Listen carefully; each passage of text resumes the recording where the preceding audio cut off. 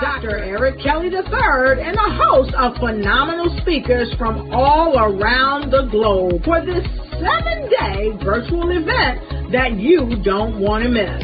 The mission of the Black Business Expo is to raise scholarship money from kids all the way from high school all the way from college. The Black Business Olympics is one of the largest Black business showcases in the world. It is an opportunity for businesses and companies to showcase their businesses globally. We are going to be giving away laptops up to $5,000 away to students.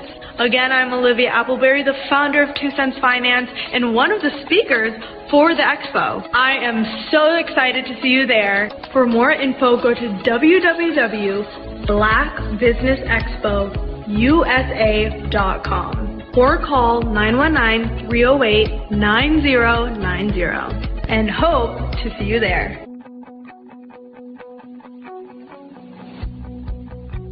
I am Black Business. From the moment I wake until the time I sleep. Yes, I am Black Business. I am Black Business. Tell me, are you Black Business? I am Black Business. Do you support Black businesses? Listen, I support Black business because I am Black Business. Black Business Expo, one of the largest business showcases in the history of Black business in the world. The world! Sign up today at www.blackbusinessexpousa.com or call 919-308-9090. I am Black Business. I am Black Business. From the moment I wake until the time I sleep, I am Black Business. I am Black Business. Are you Black Business? I am Black Business. Do you support Black businesses? I support Black business because I am Black Business. Black Business Expo, one of the largest business showcases in the history of Black America in North Carolina. Join Dr. Eric Kelly III and a host of phenomenal speakers from all around the globe for this 7-day virtual event that you don't want to miss. The mission of the Black Business Expo is to raise scholarship money from kids all the way from high school all the way from college. The Black Business Olympics is one of the largest Black business showcases in the world. It is an opportunity for businesses and companies to showcase their businesses globally. We are going to be giving away laptops up to $5,000 away to students. Again, I'm Olivia Appleberry, the founder of 2 Cents Finance and one of the speakers for the expo. I am so excited to see you there. For more info, go to www.blackbusinessexpousa.com or call 919-308-9090 and hope to see you there.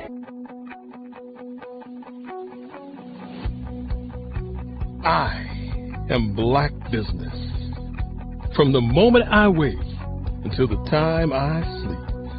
Yes, I am Black Business. I am Black Business. Tell me, are you Black Business? Black Business Expo, one of the largest business showcases in the history of Black business in the world.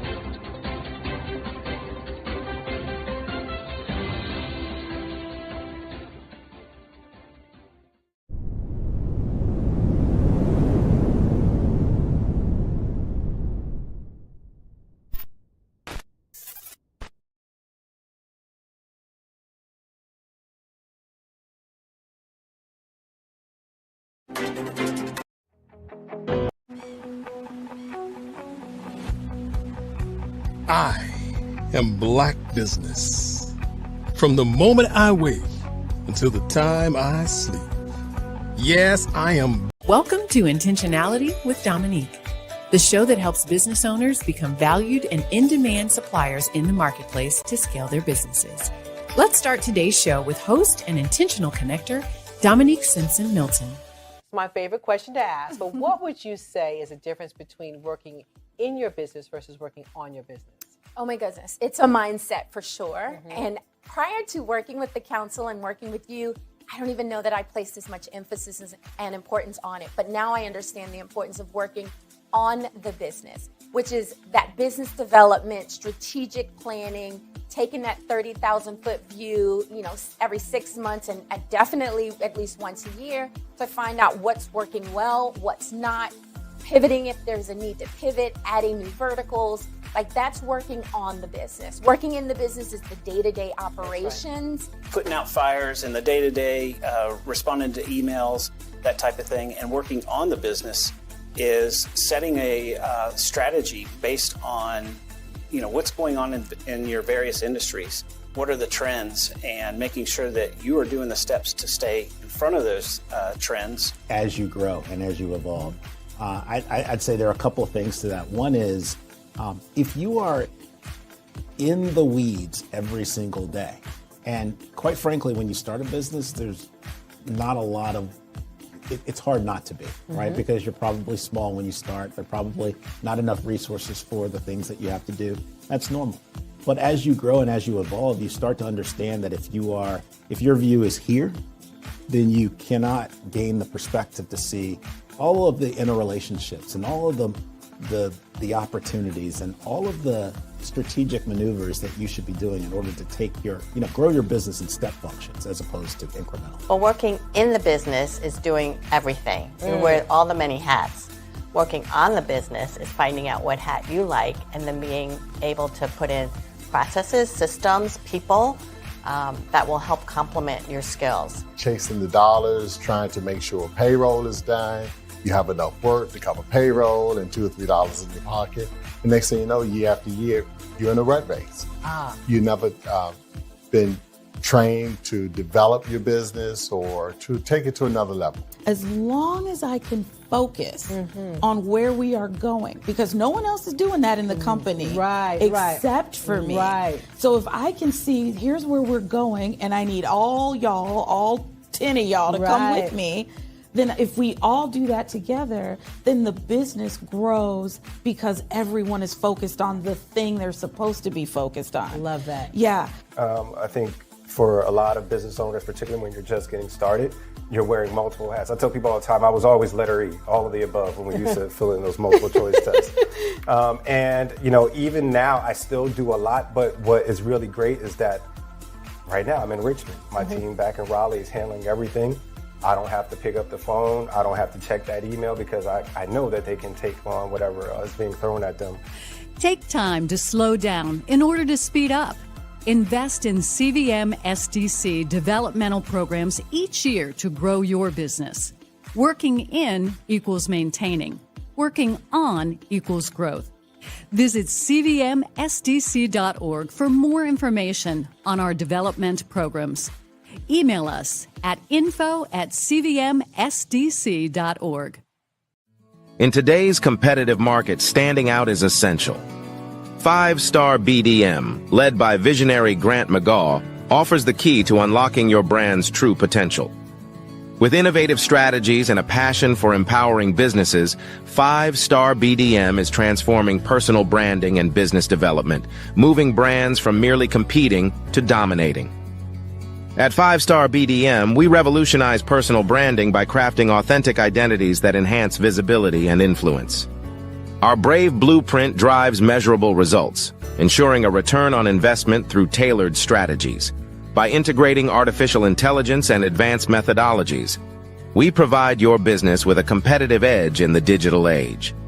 Grant McGaw brings over 20 years of leadership experience with Fortune 500 companies. Named a top 10 global thought leader in personal branding, Grant's achievements include the 2024 Best Personal Brand Development Podcast for Follow the Brand. His philosophy, integrity doesn't have a price tag, is the foundation of 5-Star BDM. Partnering with 5-Star BDM means embarking on a transformative journey. We begin with discovery, analyzing your brand's DNA. Using the Brave Blueprint, we develop a strategy tailored to your goals. Our support continues through implementation, training, and ensuring long-term success with AI-driven insights and real-time adjustments. Our impact is evident. A healthcare tech firm experienced a 300% boost in brand recognition and 75% sales growth in 6 months. Entrepreneurs report increased customer retention and new revenue streams.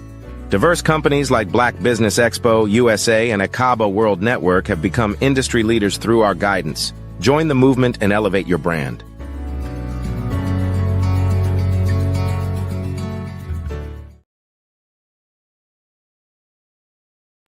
Welcome to Follow the Brand, where we turn leaders into legends. I'm Grant McGaw, CEO of 5-Star BDM. Today, we're not just talking about executive presence, we're going to transform yours. Executive presence isn't about power, it's about trust. And here's the good news. You can build it at any level. Let's dive into how you can command any room you enter. Dr. Kimberly Long, CEO of California Nurse Leaders, shared a profound insight. The moment you try to prove your power is the moment you lose it. Executive presence is about building trust and authority without force. It's about creating an environment where people lean in to listen. You can achieve this by being authentic and consistent in your communication and actions. Consider Dr. Long during a hospital merger. She lowered her voice instead of raising it, and the room leaned in. Similarly, Sarah Chen, a project manager, used this technique in meetings. Within 3 months, her team began to emulate her style. Denzel Ross, now president of IU Health South Central, built his presence by identifying communication gaps and lifting others up. These examples show how presence spreads through subtle yet powerful actions. Your action step. In your next 3 meetings, try speaking 10% slower and 20% quieter. Watch what happens. For team leads, start delegating key responsibilities. Managers should use meetings as learning labs.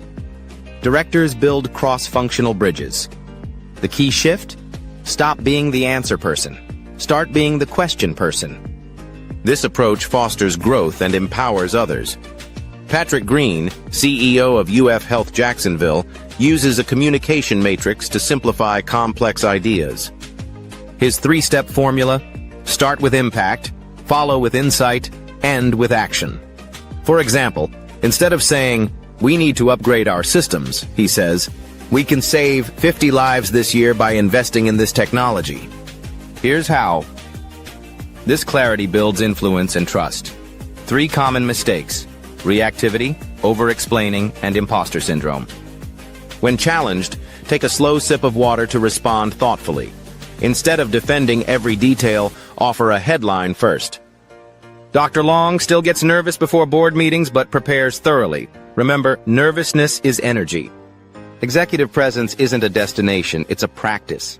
Start where you are, use what you have, and build from there. When you deliver on your promise and you have the result you were looking for, and everybody in the room is like, wow, this is what we're talking about.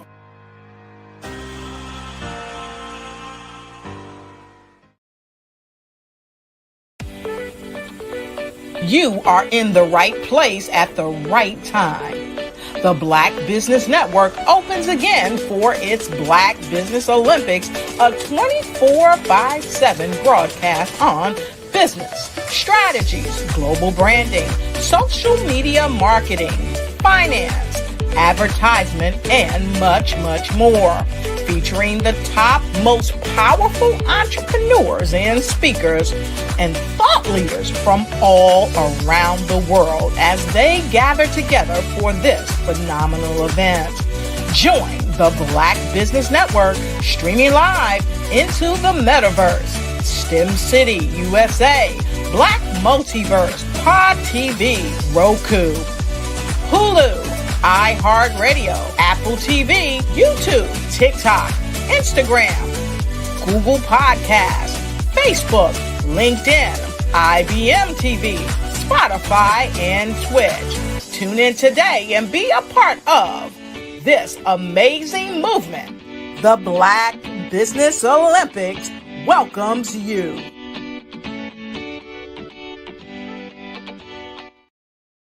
Welcome to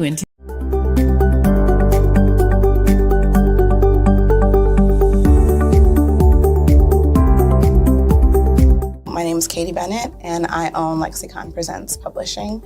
We are a publishing and media company that helps you take your story and share it with the world.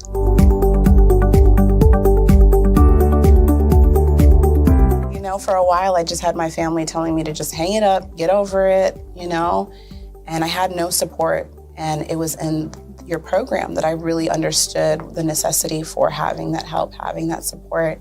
And so now I actually feel like a CEO as we scale, as our clientele changes, as my company is opening doors for other people to, you know, take care of their families. It's just completely changed from just a mom who was publishing books.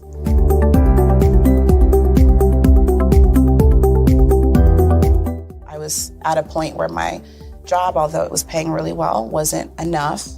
And my business was always in the red, and I was tired of it. And so I came in just hoping to get some sort of help to just not end up in the red every month.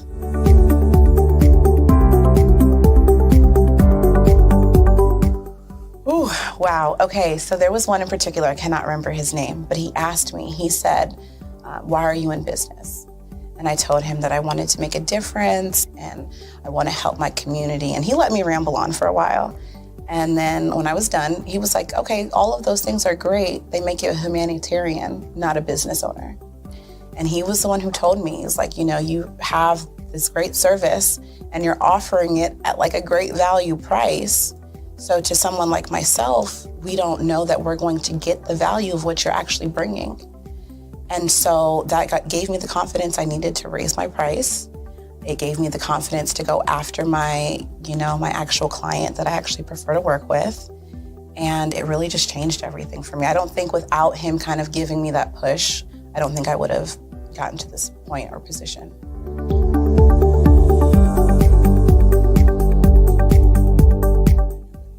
Wow, the benefits is just having a coach that holds you accountable. They set goals with you. That's been my favorite part. She has amazing experience, you know, and so she brings her strategies and her ideas, and she helped me narrow down, you know, what services I actually wanted to offer, how I could actually continue to offer it, how many clients at one time could I have. All of the information that she's given has just really transformed my entire company. And so I know I would have never gotten to where I am today and having some of these partnerships that I'm, you know, having now without her help.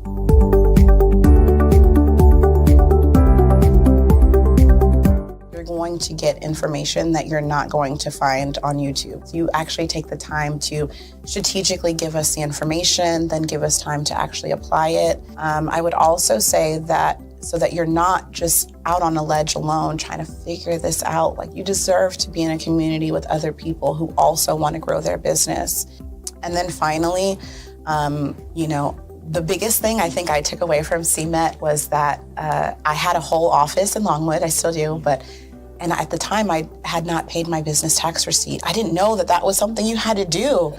So that was like one of the first couple days of information, and I'm like, oh my gosh, let me go get that together right now. So I'm really glad that, you know, CMET was there for myself, and, you know, anybody else who has the opportunity, they need to do it.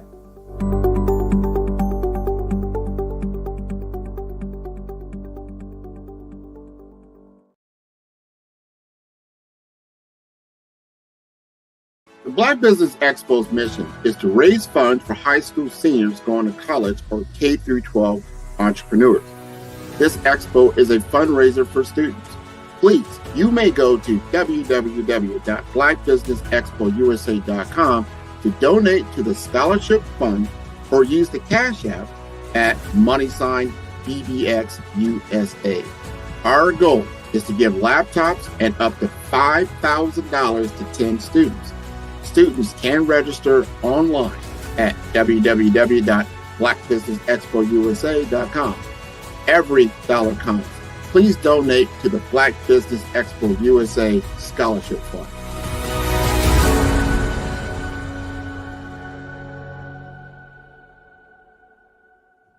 Artist to me is a creative expression of something from nothing.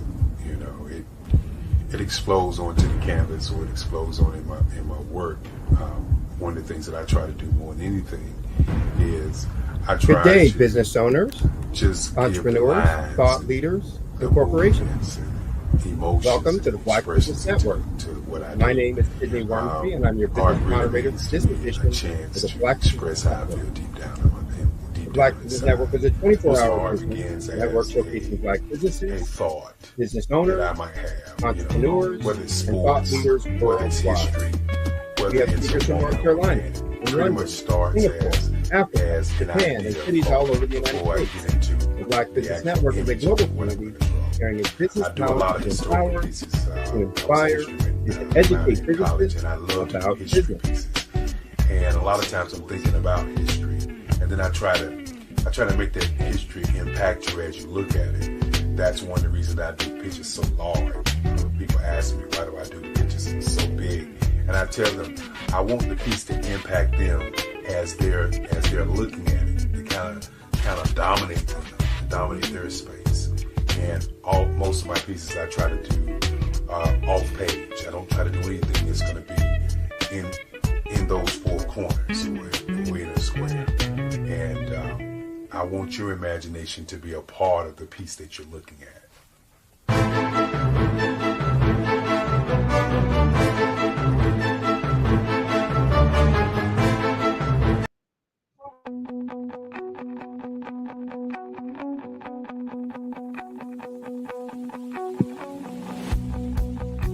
I am Black Business. From the moment I wake until the time I sleep.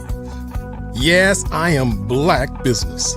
I am Black Business. Tell me, are you Black Business? I am Black Business. Do you support Black businesses? Listen, I support Black business because I am Black Business.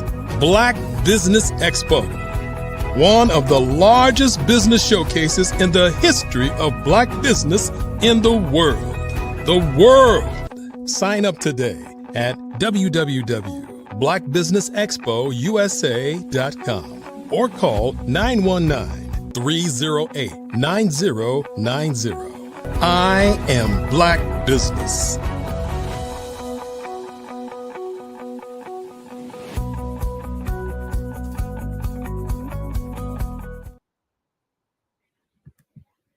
Good day, business owners, entrepreneurs, thought leaders, and corporations. Welcome to the Black Business Network. My name is Sidney Wormsby. I am the founder and business growth consultant with Huertas e Decus, which is a practice that works with small businesses and not-for-profits to grow their revenues and their profitability. I'm your business moderator for this edition of the Black Business Network. And the Black Business Network is a 24-hour business network showcasing Black businesses, business owners, entrepreneurs, and thought leaders worldwide. We have speakers from North Carolina, from London, Singapore, Africa, Japan, and cities all over the United States. The Black Business Network is a global community sharing its business knowledge to empower, inspire, and to educate businesses about business. Our first speaker for this session is Mr. Alex Phillips. Alexander Phillips is a financial service professional, wealth strategist, and business consultant with New York Life Securities and New York Life. A U.S. Navy veteran, Alex specializes in investment management, retirement planning, life insurance, and business succession strategies, helping individuals, families, and business owners build long-term financial security. As an education coordinator for BNI, the Chamber Ambassador and Black Brand Ambassador of Norfolk, he's deeply engaged in the Hampton Roads business community and guided by his motto, turning uncertainty into security. Alex empowers clients with clarity, confidence, and strategic financial solutions. Please help me welcome to the program, Mr. Alex Phillips.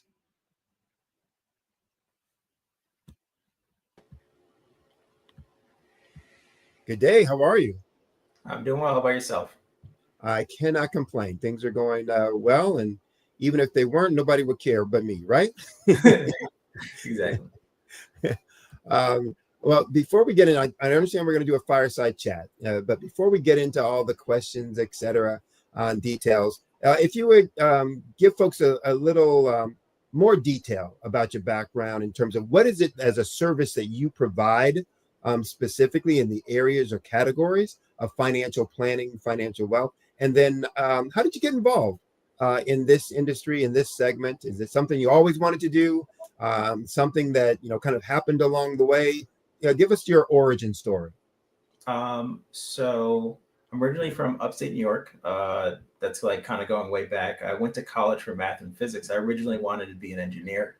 And what happened is that I interviewed over 150 times almost, where I was looking at engineering positions. I didn't get those positions due to the degrees that I had. I had a math and physics degree, not an engineering degree. So I decided to, do the most logical thing, join the Navy to get the experience that they said I lacked.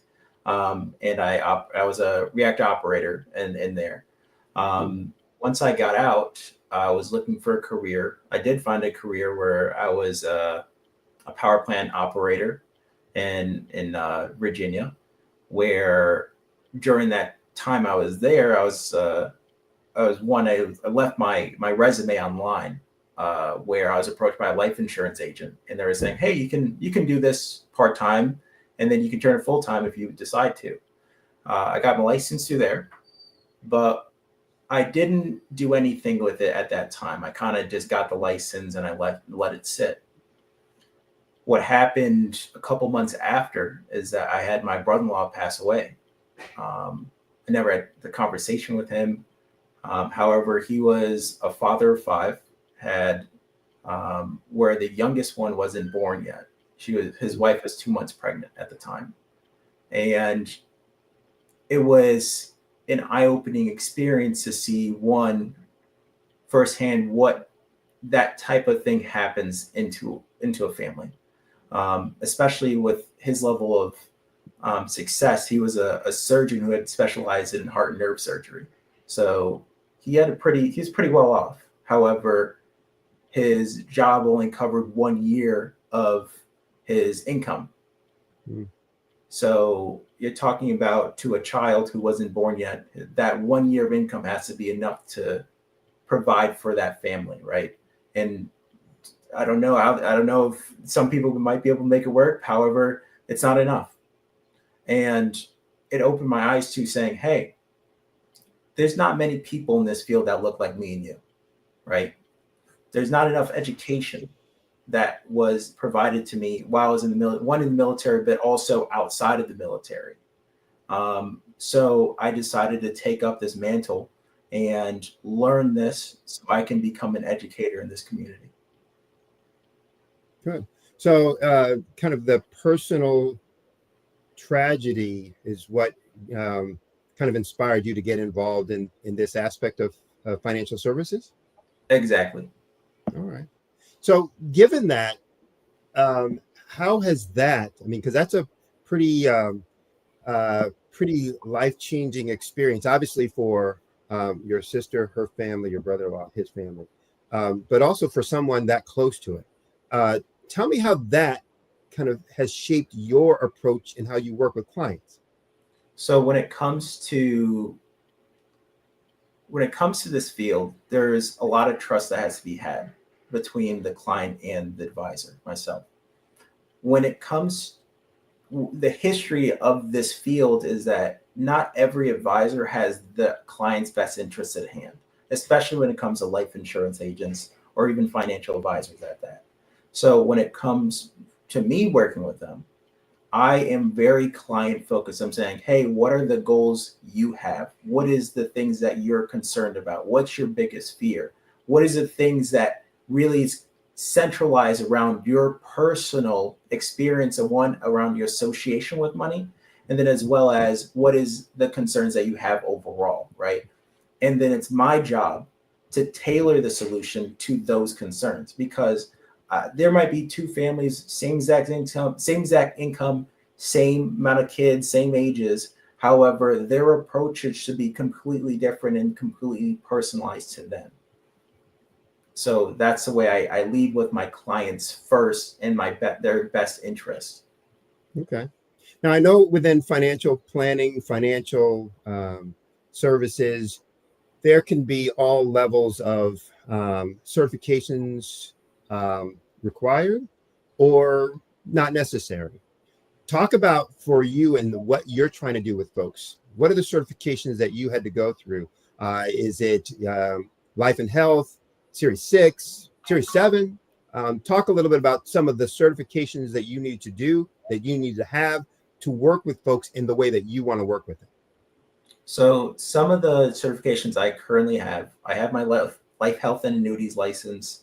I have my Series 6, my Series 7, Series 63. I'm currently studying for my Series 67. As well, I have my first designation, my FSCP, which is Financial Service Certified Professional. All these certifications really don't mean much to the general public. However, I'm a licensed stockbroker, where if you're getting your information or investment advice off of TikTok or Instagram or anything like along those social medias, most of those people aren't licensed to talk about investments with people.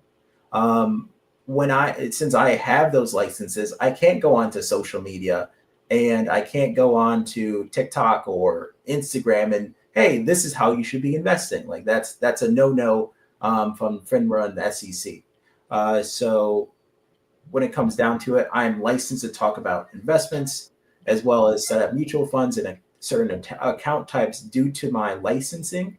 The one license I'm looking to get is my Series 65 that allows me to charge for time, essentially. So instead of me sitting down for free with people and giving all the information, I can charge per hourly rate or per case rate about setting up a financial plan, comprehensive financial plan. And then I'm also working towards my certified financial planner and my chartered financial consultant. Okay. Let's get 2 questions around people working with you or with a financial advisor, financial planner. First and foremost, I guess, what are the factors if somebody wants to work with someone like you, a financial planner, to kind of get their finances in order and on track for their long-term goals?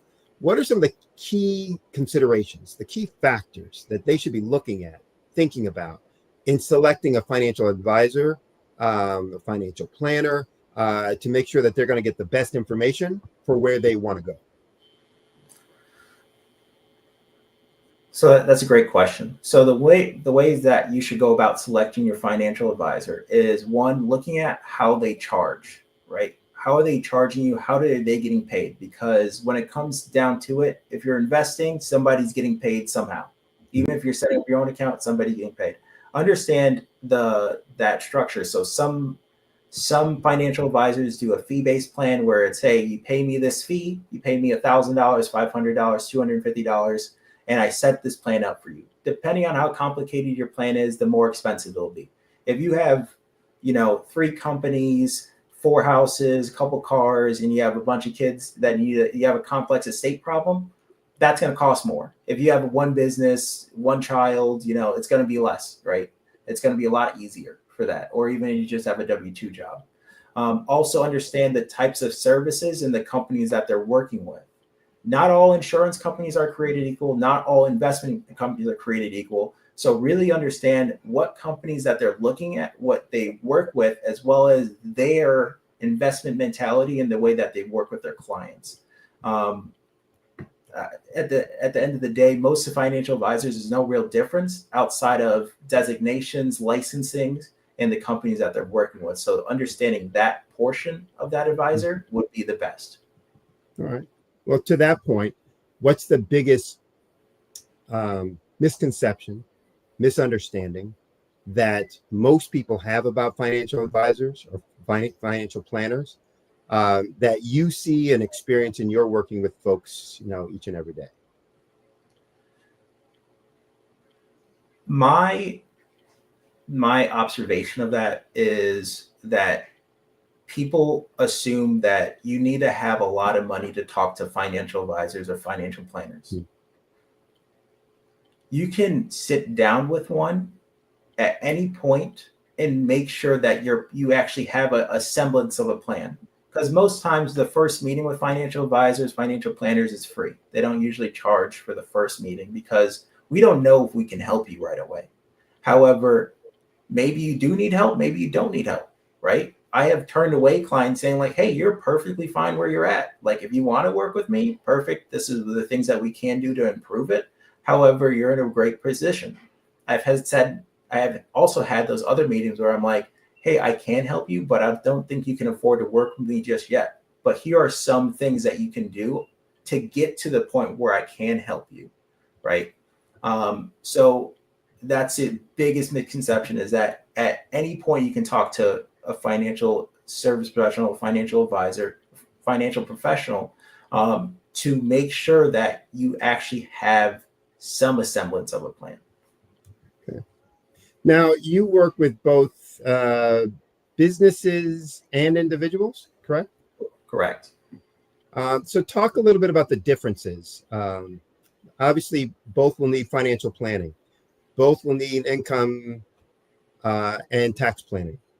Talk about what the nuances or differences are, though, between what you would be doing or discussing with a business and a business owner versus that same business owner on their individual financial planning plan. So when it comes to the actual business side of the business owner, there are different concerns in that plan, right? So concerns that a lot of business owners don't even think about is, hey, what happens if I lose my secondhand person, right? Or if I have a partner in the business, what happens to my business? There's a shocking statistic: about 70% of businesses fail if a partner dies. So if it's 50% ownership, even if it's like there's a triarchy where there's 3 business owners and they all are active in the business and they all have very specific things, most of the times when one of those business owners dies, the business is going to shut down because that person performed a certain thing inside that business. So we're also talking about recruiting, retaining, and rewarding their current employees. So setting up plans to, one, be able to recruit the top talent, but retain that top talent, because the biggest concerns employers have, or business owners have, are losing your talent that you currently have, recruiting the top talent, and then also the talent that you've created inside your company becoming your biggest competition, right? Just replicating what you did. So I create plans to, one, capture, retain, and reward employees so that they stay loyal to the business and the business owner, as well as setting up plans that are contingents for if the worst were to happen between a business owner or key employee, and then also setting up for retirement, right? The way that a retirement happens inside of a single business owner or a serial entrepreneur is completely different to somebody who is in a career like an engineer, doctor, or any other, like, state employee or anything like that. So from the individual side, I'm looking more at the family side. So what happens, worst case scenario, to the family? How do we take care of the family? What are some tax strategies that we can also help to create multiple incomes in retirement that are taxable and tax-free at the same time? How do you make sure we don't run out of money? So there's a lot of different strategies that way that we can take, but those are just the different considerations I'm looking at when it comes between a business owner and even on their individual side, because I've had the business owner clients I have now, their business plan is completely separate from their personal plan. There's some overlapping redundancies in the plan. However, they're completely separate, because he doesn't want just to depend on the business for his personal side, and vice versa, the personal side to the business. Now, when you're working with an individual who has a business, so they're a business owner, obviously then, on the individual side with a family, et cetera, which do you recommend that they work on first? And I know that we're going to do both at some point, but do you recommend that they typically take care of their individual personal side first, or the business side first? Or does it make a difference? It does. To me, it makes a difference. However, I ask them, the question I lead with is, what's more important to you?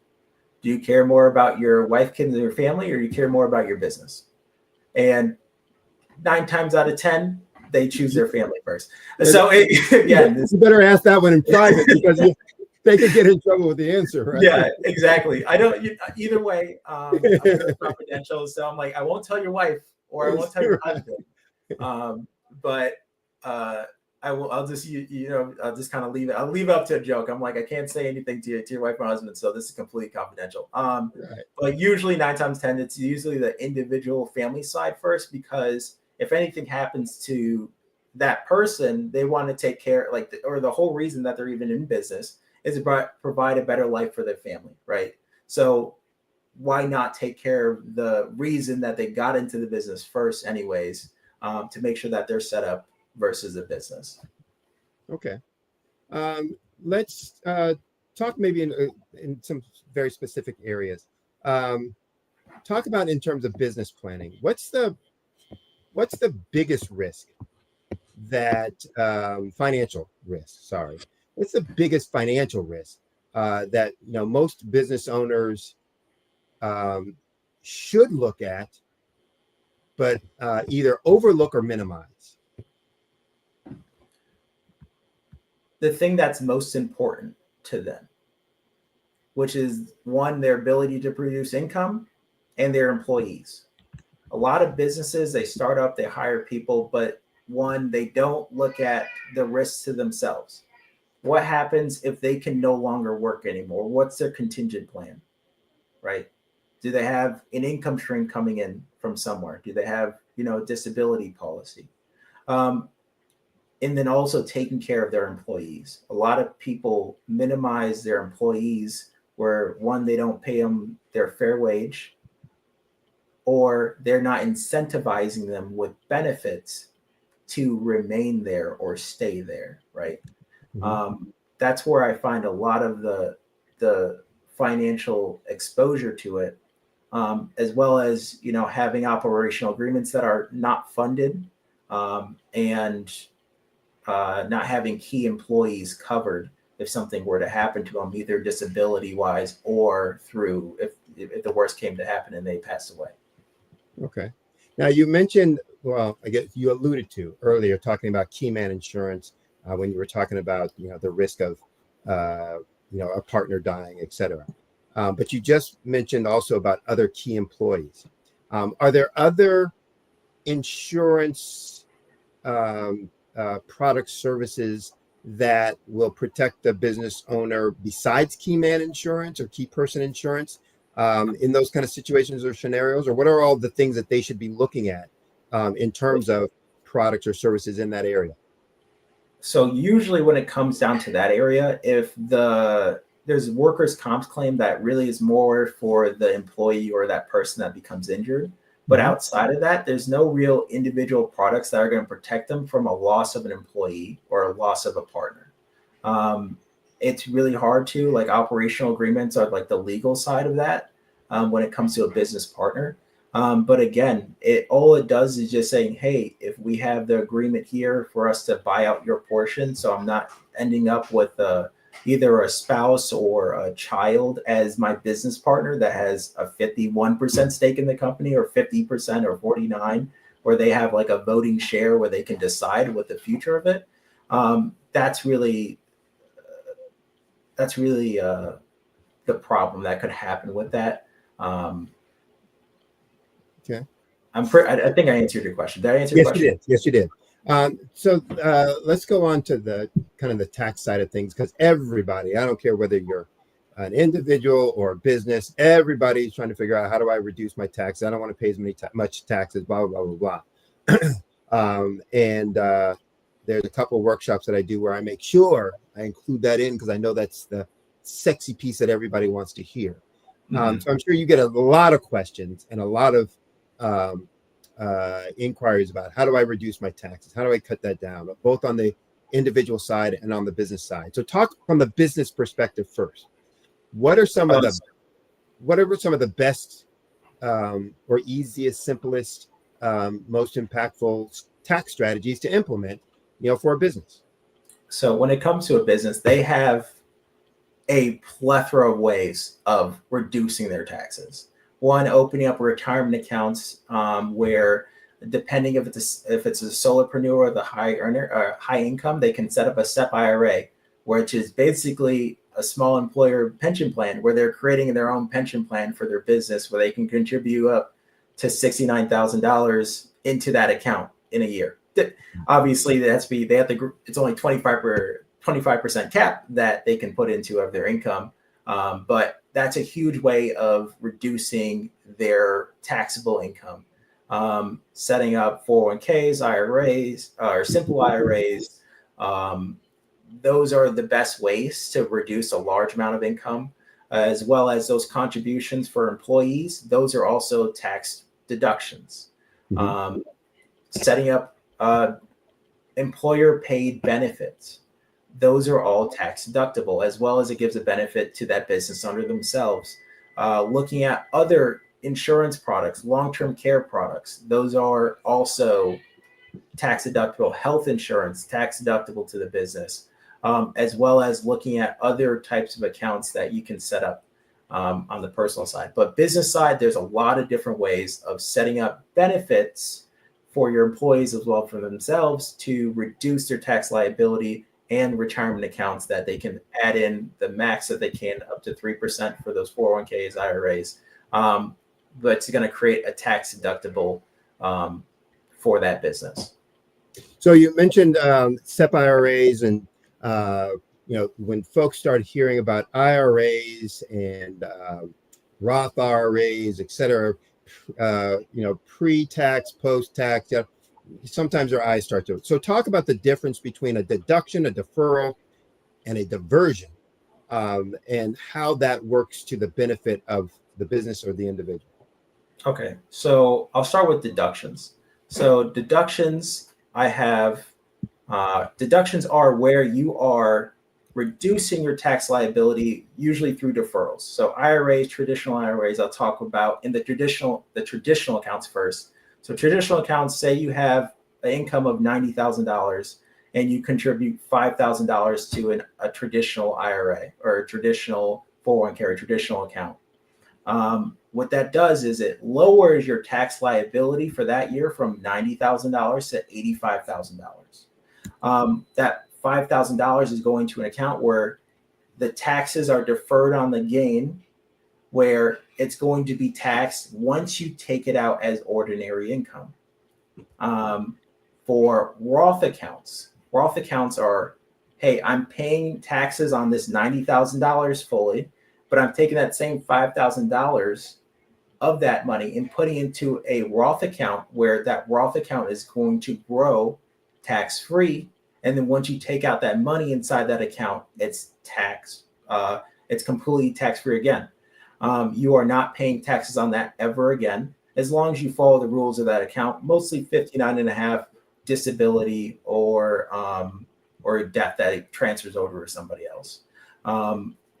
As well as when it comes to the credits between accounts, some of the products I just mentioned, they offer credits to the taxpayer, where, hey, if I have this plan set up, I get a incentive depending on the state or whatever's going on in the federal tax codes, because the tax code are supposed to stay stable, but it's been changing recently, and it might change again coming up here in this next year or so.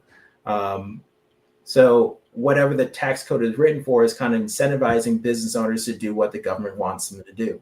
So understanding the tax code of that, where that's going to be in hand with myself or somebody similar to myself in a CPA, making sure that we're doing what's best for tax season and taxes of just the tax planning of the business or that individual.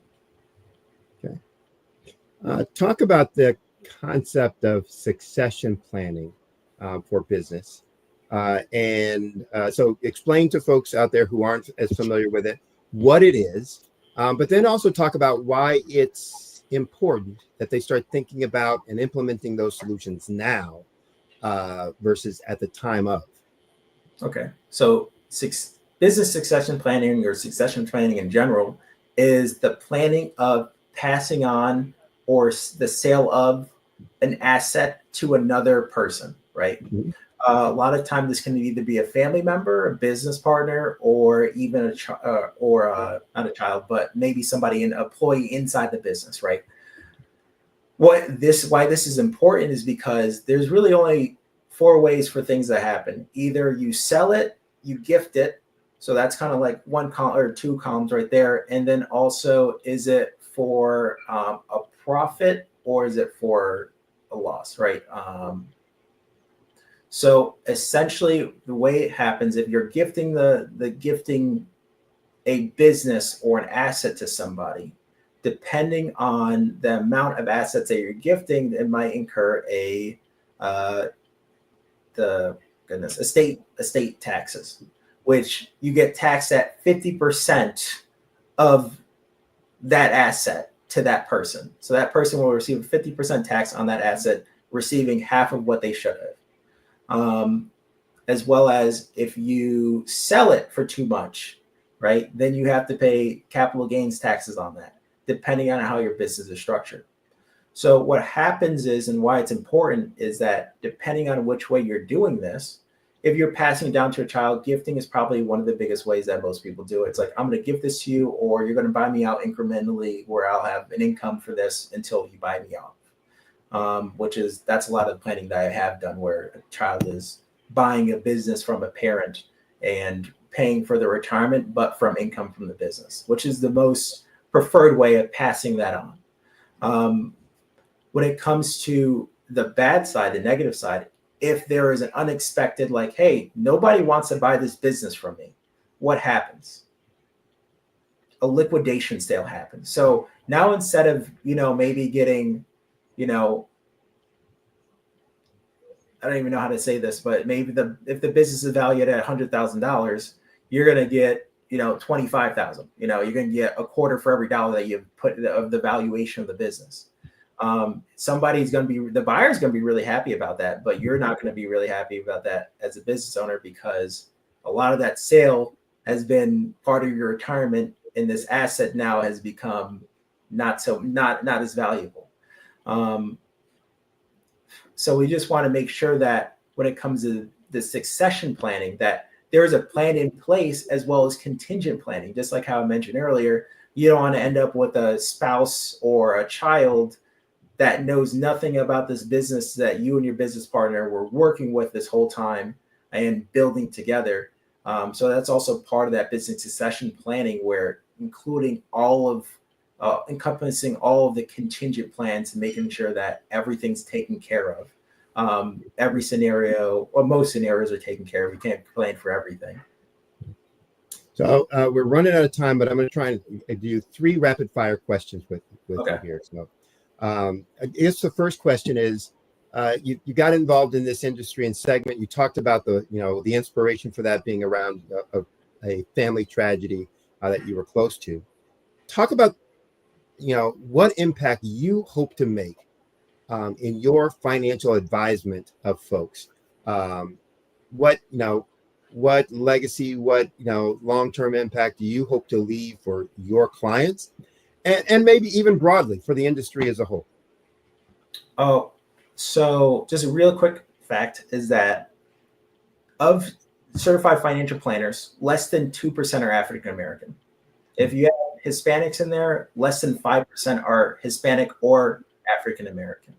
So what I look to do is become a influential figure in my community, where I inspire children who look like us to get more involved in the financial field, so that there's more financial education inside of our communities that will help bridge and break the wealth gap that we're currently in. Okay, cool. Now the reverse, maybe the reverse of that is, if you could give just one piece of financial advice to all the folks who are out there listening right now, and that they would follow it, what would that piece of advice be? I'll leave it at that. What would that piece of advice be? Review your financial position plan at least once a year. Like, as it should be at a regular interval, but at least once a year, you should sit down, look at what your retirement accounts are, your spending is, your spending habits. You should do it at least really once a quarter, but at least once a year, review what you have going on and the goals that you have. Okay. And then adjust accordingly based on what you see during that review. Correct. Okay. All right. Last question, because I'm sure folks' heads are swimming out there with all the information you're providing. Some are saying, that's too complicated. I'll never understand all that stuff, and wanting to throw up their hands. How can people reach out to you to be able to get more information, more insight, more understanding around financial planning and some things that they can do to make sure that their life is set up properly and that their family, if they have a family, is set up as well? Okay. Well, there's multiple ways you can connect with me. You can connect with me via just calling me, 757-404-4990. My email is ajphillips@ft, so foxshottango.newyorklife.com. Or you can connect with me on LinkedIn, where my name is Alex Phillips, FSCP. Okay. All right. And I would advise folks, again, these are important topics and subjects and matters for us to master. And if you don't have the insight, the ability, the confidence of doing it on your own, then having a professional to help you with that is key and instrumental. Even if you do feel confident, getting a second opinion or getting some other strategies, some things that I know that I've worked with my clients on based on what I've come to know and understand, that they're pretty savvy, but they still come up with some inputs from me, even just on the business side, that here's some things that you could do tax wise, setting up your business here, blah blah blah. So please reach out to folks like Alex, get some more information, just what things you could be doing. I'm sure he has a ton of tools that you can use in your tracking and planning process. So make sure you take advantage of that. Go to his LinkedIn page, give him a call. It gave you all that information. So hopefully your phone and your accounts will be, just flooded, Alex, with, people reaching out to you. Thank you. I appreciate that. Yeah. And I want to thank you for coming on to the program and sharing your information and insight. And as we say, genius is common. I'll see you on the other side.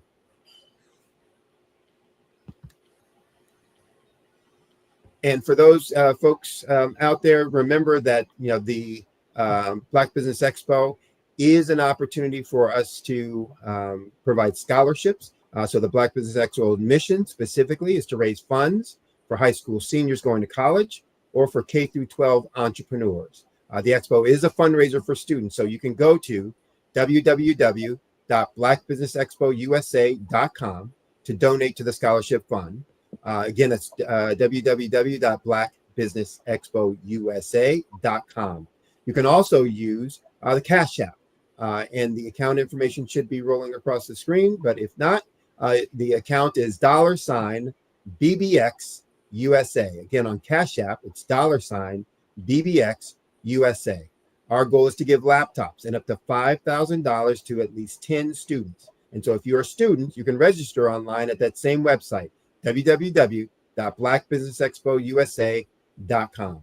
Every dollar counts, so please, we're reminding you, donate to the scholarship fund. I also want to take this opportunity to thank our sponsors to the Black Business Expo USA. Those sponsors include NC100, Suede Soul, Carolina, Virginia Minority Supplier Development Council, Step Management, Margie McLean Foundation, Inc., Genius is Common, the Executive Women's Success Institute, the Quality Coaching Company, Superwoman Business Services, Creative Force Studios, Lee Entertainment, Black Business Olympics, Artistic App Design, Banks Law Firm, and Black Business Expo USA. Remember, genius is common, and I'll see you on the other side.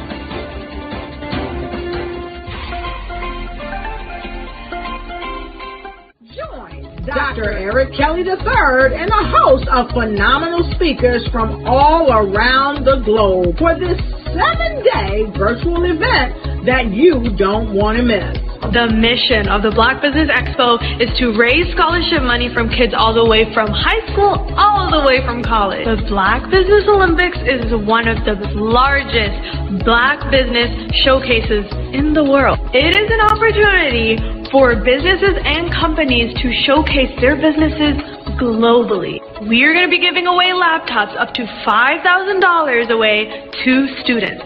Again, I'm Olivia Appleberry, the founder of 2 Cents Finance and one of the speakers for the expo. I am so excited to see you there. For more info, go to www.blackbusinessexpousa.com or call 919-308-9090 and hope to see you there.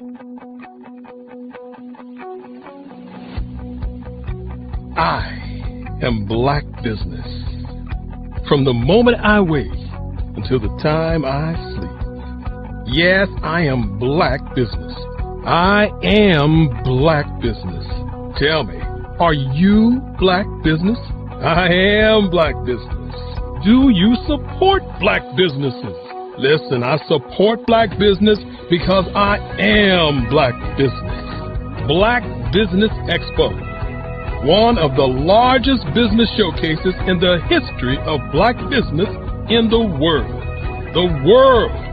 Sign up today at www.blackbusinessexpousa.com or call 919-308-9090. I am Black Business. I am Black Business. From the moment I wake until the time I sleep, I am Black Business. I am Black Business. Are you Black Business? I am Black Business. Do you support Black businesses? I support Black business because I am Black Business. Black Business Expo, one of the largest business showcases in the history of Black America in North Carolina. Join Dr. Eric Kelly III and a host of phenomenal speakers from all around the globe for this 7-day virtual event that you don't want to miss. The mission of the Black Business Expo is to raise scholarship money from kids all the way from high school, all the way from college. The Black Business Olympics is one of the largest Black business showcases in the world. It is an opportunity for businesses and companies to showcase their businesses globally. We are going to be giving away laptops up to $5,000 away to students.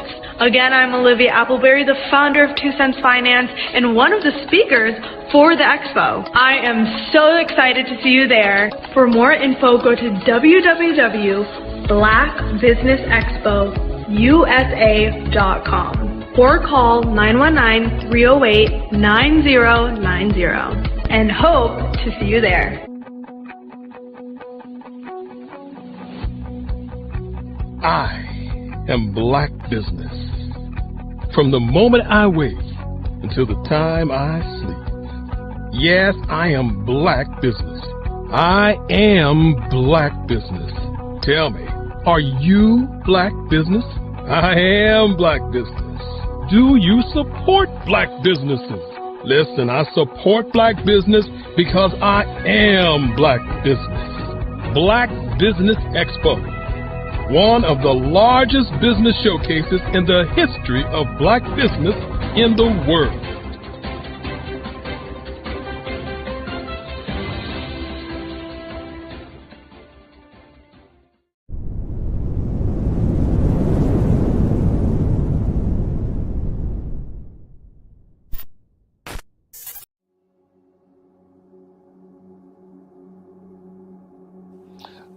I was born and raised in southeastern West Virginia, the coal fields. My father was an AME minister. For me, I was very fortunate. Even though I grew up in the segregated South, I was surrounded by flourishing Black businesses.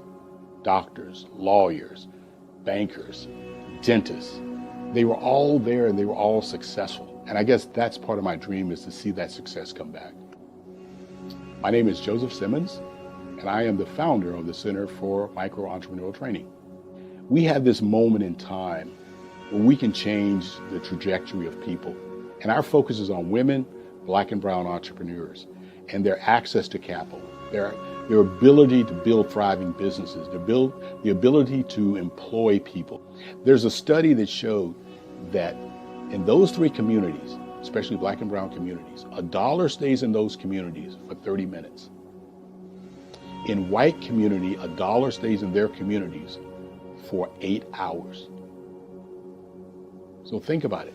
For you in a Black or brown community to get gas, to get food, to go to a restaurant, you've got to leave your community, take those dollars out of that community and take it to another community that's already being well served. So if we can reverse that, if we can go from 30 minutes to an hour to 2 hours, that's progress. That's what we need to do.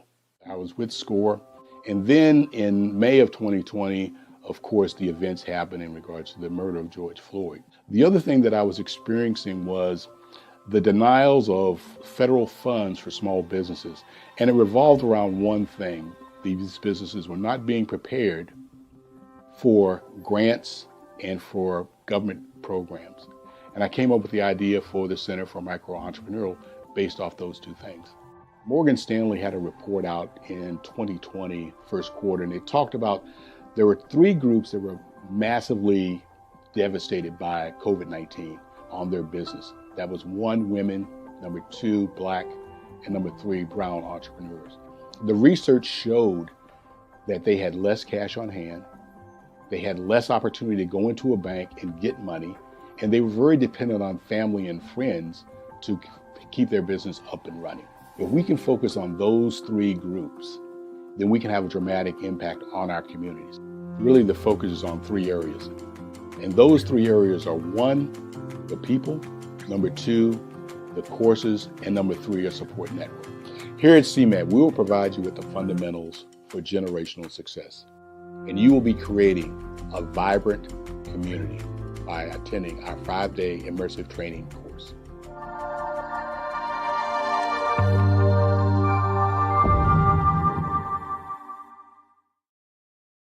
My day. My name is Cordelia Gaffar. I was born in a little village on the island of Haiti. Many deadly diseases pounded me. It is as if they were on a mission to end my existence on this earth. I refused to give up. In 1983, I left Haiti and came to the United States of America. And I came with $5, 2 shirts. I didn't speak in English. I came to Atlanta. I got a job. I was a doorman. I was a doorman with a dream. What I used to come on stage. I'd rehearse this moment that I'm standing in front of you. That's the power of a dream. Maybe today is the day you begin acting as if you already have it. And then step out with full force. Take a risk. No condition is permanent. Don't let your situation distract you. You are chosen. You are called. You are born for a purpose in this life.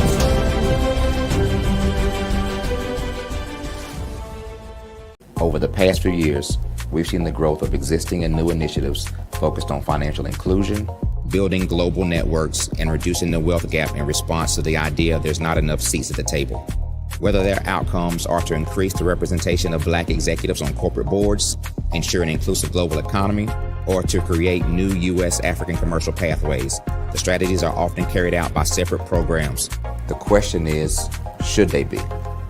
With the continent of Africa being home to more than half of the world's fastest growing economies, the youngest workforce, over 400 companies generating more than $1 billion annually, 700 generating more than $500 million annually that are poised for growth, and being the destination of nearly $5 billion in venture capital in 2021. The diversifying U.S. and Africa commercial engagement by building bridges between African businesses and their U.S. diaspora should begin being seen as mutually beneficial. From helping to reduce Africa's enormous capital gap to catalyzing two-way trade opportunities, the COVID-19 global pandemic hopefully has taught us that global challenges and opportunities are more interconnected than we thought.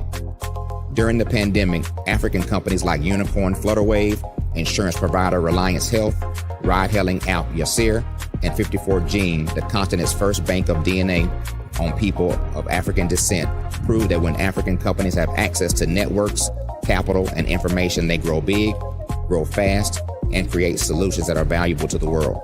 This is why Be Direct was created.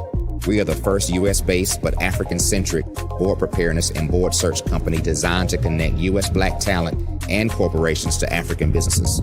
Unique and fundamental to Be Direct's success is our process of helping board candidates adapt their experience and networks to an African context before they're connected to high-growth companies that are looking to locally and globally scale.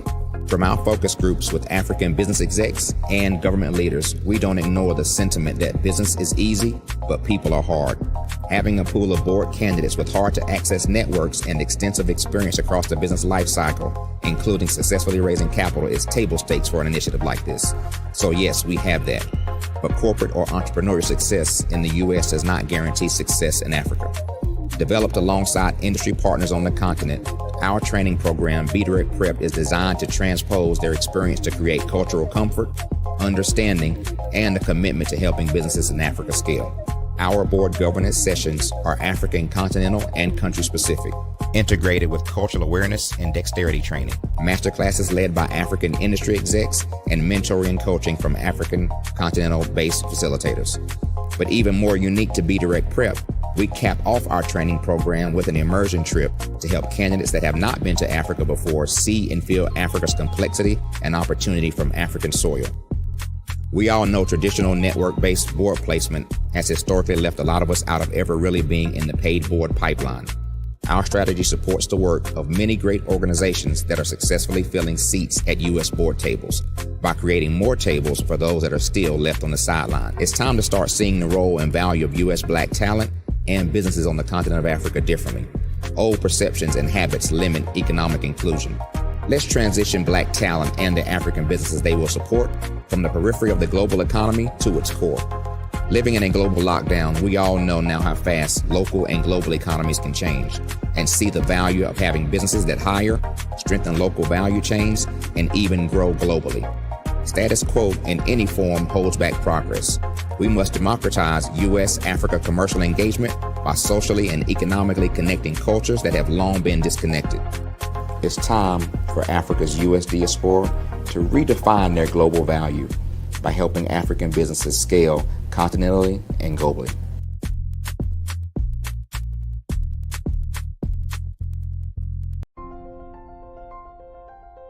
What if you could build your own city? A place where every child can find nurturing people to help them achieve their full potential. A place where every adult can access job training support. Where health education is abundant. Where social justice ruled the land. A place without limitations. Welcome. You have arrived at STEM City, USA. It is what every city should be. A safe and trusted community where you find people and resources to help you become everything you are and beyond. STEM City is unlike anything you have ever experienced. It is a digital twin of the world around you, only better. STEM City is about energy and soul renewal. It is more than a digital world. You can almost feel the power of live cultural events, music, and theater. STEM City promises a better future for children with caring mentors and hands-on activities with dedicated tutors to support our youth. STEM City is your passport to a healthy lifestyle with weekly events addressing our community's many issues. STEM City is your financial well-being with helpful information on wealth management, career advancement, job training, and so much more. STEM City is the community you deserve. It is the city where your dreams can come true. STEM City USA. a place in the sky that is accessible to all who reach for the stars.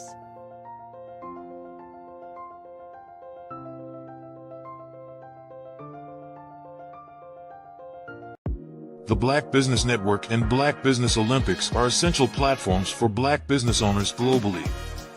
They provide the tools and support you need to succeed in today's competitive marketplace. Join us today as we collaborate together with businesses from around the world to support our children, students, and young future entrepreneurs, Black businesses and corporations. We raise funds for students going to college and young entrepreneurs who are aspiring to be business owners, and we invite you to be a contributor today. Visit the website www.blackbusinessexpousa.com to connect with and learn more about how the Black Business Network and Black Business Olympics can help you not only share your amazing business story to businesses, but also serve future generations. Hello, my name is David Jones, CEO and co-founder of the Hello LLC, where we help businesses build a culture, brand and experience, and leverage technology to pivot into Web3. Join the Black Business Network streaming live into Roku, Metaverse, STEM City, Black Multiverse Enterprises, Hulu, YouTube, iHeartRadio, Apple, Facebook, LinkedIn, Spotify, Twitch, and Google Podcasts.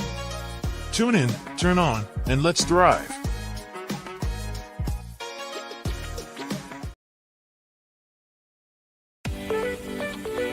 You are in the right place at the right time. The Black Business Network opens again for its Black Business Olympics, a 24/7 broadcast on business, strategies, global branding, social media marketing, finance, advertisement, and much, much more. Featuring the top, most powerful entrepreneurs and speakers and thought leaders from all around the world as they gather together for this phenomenal event.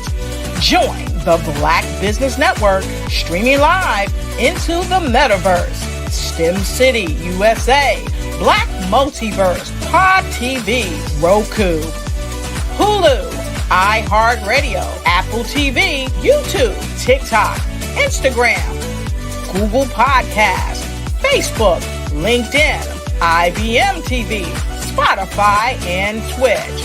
Tune in today and be a part of this amazing movement. The Black Business Olympics welcomes you.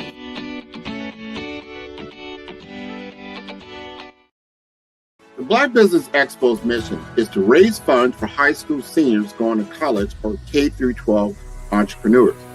This expo is a fundraiser for students. Please, you may go to www.blackbusinessexpousa.com to donate to the scholarship fund or use the Cash App at $BBXUSA. Our goal is to give laptops and up to $5,000 to 10 students.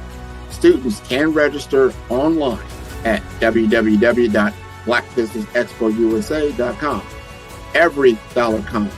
Please donate to the Black Business Expo USA Scholarship Fund.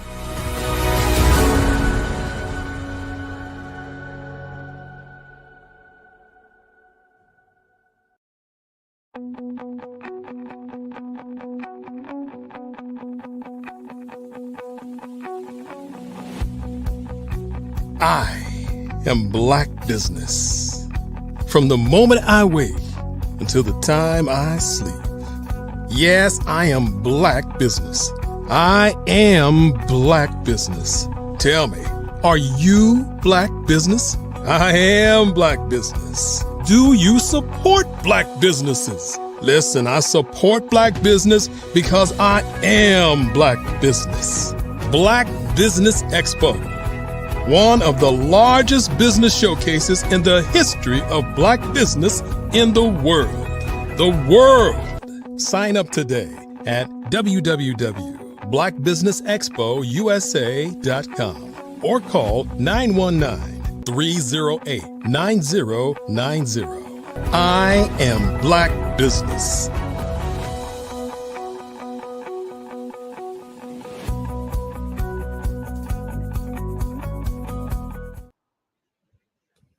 Good day, business owners, entrepreneurs, thought leaders, and corporations.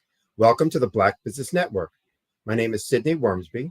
I'm the founder and president of Huertas e Decus, which is a business growth consulting practice. I'm also your business moderator for this edition of the Black Business Network. The Black Business Network is a 24-hour business network showcasing Black businesses, business owners, entrepreneurs, and thought leaders worldwide. We have speakers from North Carolina, from London, Singapore, Africa, Japan, and cities all over the United States. The Black Business Network is a global community sharing its business knowledge to empower, to inspire, and to educate businesses about business. Our keynote speaker coming up next in this session is Miss Deona Lindsay Lewis. And Miss Lewis is a brand strategist, designer, writer, and the fearless owner of Brand Smash Studio. She's dedicated to making Black sheep creators unemployable through world building and bold sales tactics. With 15 plus years in branding and marketing, she's helped businesses craft high converting campaigns that drive 5-6-figure results. A dynamic speaker, a workshop leader, Miss Lindsay Lewis is on a mission to smash boring branding for good, inspiring others to embrace their originality and create brands that captivate, that connect, and that sell effortlessly. So I present to you, please help me welcome Deona Lindsay Lewis. Hello, thank you so much for having me. Well, thank you for being here, and I'm looking forward to hearing all about your strategies and approaches. Again, it's just an interesting background in terms of really taking what sounds to be unique approaches, to your marketing, to your messaging, and working with businesses. So I'm going to get out of your way. Let you, because I understand you're doing a presentation, correct? Yes, correct. So I'm going to get out of your way, let you, because I know the folks are going to be really interested in hearing what you have to say. And I'm going to give you as much time as I can to make that happen. So genius is common, and I'll see you on the other side. Thank you so much. Alrighty, let's talk about cookies. I want you to imagine for just a second, it's a Saturday afternoon and you're craving something sweet. You grab a bag of Chips Ahoy from the grocery shelf, you toss it in your cart along with the rest of your groceries, barely giving it a second thought. Later at home, you open the bag, grab a handful of cookies, and mindlessly eat them while scrolling on your phone. Now think about that for just a second. What did that experience really feel like? It was a cookie, it was sweet, it was fine. But let's be honest, it wasn't exactly memorable. You consumed it, but it didn't change you. You won't remember that bag of cookies a week from now, and you certainly won't be telling anyone about it. Even more so, Chips Ahoy isn't remarkable enough to even make you want to give up Oreos or Auntie Annie's chocolate chip or even Subway's white chocolate macadamia for that matter. But now let's talk about last crumb. Imagine you're lucky enough to get your hands on that legendary cookie box. It comes to you, well, about 5 feet wide, right? Delivered in the most beautiful package.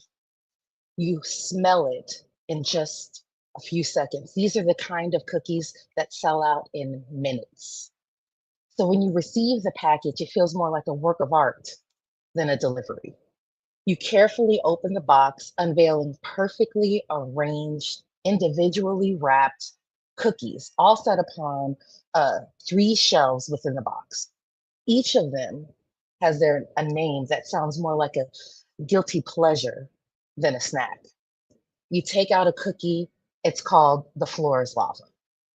The packaging alone is pure luxury, and the smell is intoxicating. You bite into it, and it's not just good. You're not even sure at this point you've even tasted a cookie before. This is what we call an experience. After all, the decadence is so delicious, it even has its own VIN number. This is the kind of indulgence you savor. You pause, you close your eyes, and you let yourself be fully in the moment. Maybe you even take a photo because this isn't just a cookie, it's a statement. Later, you tell your friends about it. You describe the flavors, the packaging, the experience of tasting it. That, that is the difference between a brand and a world. When you buy Chips Ahoy, you're buying a product. But when you buy a Last Crumb, you're stepping into a world, an exclusive, luxurious world where every detail from the packaging to the flavor and their suggestion of even having a cookie tasting with at least 3 of your friends is part of the experience. And that's what world building is all about. It's not about just selling a product. It's about creating a world that people want to belong to. So today, we're going to explore how you can build a world around your brand, how you can move from just selling what you make and instead creating something so powerful, so immersive that people don't just buy from you, they join you. So, what I want you to take away from this is don't just build a brand, build a world. Brands inspire desire, worlds inspire obsession. So let's dive deeper into that. Again, branding is important, don't get me wrong. A strong brand gives you identity, consistency, and recognition. It's the foundation that gets you noticed. But here's the thing, consumers today are smarter and they have higher expectations than ever before. When you think about your last purchase, what we think about what we expect to get from anything we buy, and especially with the price tag. Like I saved the part of the story where I did not tell you that a box of 12 Last Crumb cookies after tax will be about $178. Now, the typical person would say for $178, those cookies better bake themselves, walk to me, and serve me, right? Our expectations of value have gotten much higher. And consumers being smarter, being more aware of how we choose to market to them. We all know when we're reading an ad or whenever we've just fallen into someone's funnel. As a matter of fact, it has been determined now in 2025 that the average consumer doesn't believe 80% of the ads that they see. So the days of just good enough branding, they're over. People don't just want to buy, they want to belong. So let's talk about why world building is the key to creating brands that don't just sell, but truly immerse people into a deeper experience. Traditionally, world building is something we associate with novels or movies. Think about the worlds of Harry Potter, Star Wars, or Marvel. You don't just watch these stories, you live in them. You become a part of them. If anyone has ever seen a Star Wars convention, people dress as their favorite characters, they want to feel like they're a part of that world, if only for a moment, right? So world building is about creating that experience that pulls you into a different reality. It's what makes people feel like they're stepping into a universe where they're not just a spectator, but a participant. And that's the magic right there. How do we take our customers on a journey from spectator to participant? So we can apply this same tactic to our brands. Just like great novels make readers feel like they've entered into another world, a great brand makes consumers feel like they're a part of something much bigger than just a product. And that's where the magic lies. So let's talk about for a second, because you might be thinking, well, what is branding? What is world building? Now, my favorite definition of branding is to create irrational desire. But on its surface, branding is just about creating perception. It's changing the way we think about a product or whatever, or a service or a person, right? It's trying to shape our perception of that person, place, or thing. So it can be your logo, it can be your colors, but it's also your messaging and your tone of voice. It's the promise that you make to your customers. Think about Starbucks, that iconic green logo and the consistent coffee shop aesthetic. It's immediately recognizable and it creates that feeling of familiarity. So, branding, it creates desire. It's the thing that makes people think, I want that. I want to wear that. I want to be associated with that. But in a world where every company has access to beautiful logos, colors, and branding experts, branding alone now is the bare minimum. Branding gets people in the door, but it doesn't keep them there. That's where world building comes in. World building is about creating belonging, a deeper emotional connection. It makes customers feel like they've stepped into a new reality, one where they want to permanently set up residence. Think about Harry Potter. People don't just read the books or just watch the movies. They become part of the wizarding world. They wear the scarves. They sort themselves into houses and they connect with the culture. It makes people say, this isn't just a brand, it's part of who I am. Now, let's translate that to a few other brands. Last Crumb, they don't just sell cookies. To my point earlier, no one in their right mind is going to pay $178 for a dozen cookies if cookies was really what was being sold, right? Instead, they invite you into a world of luxury, indulgence, and exclusivity. They let you know these cookies, they aren't for everyone, and they own that.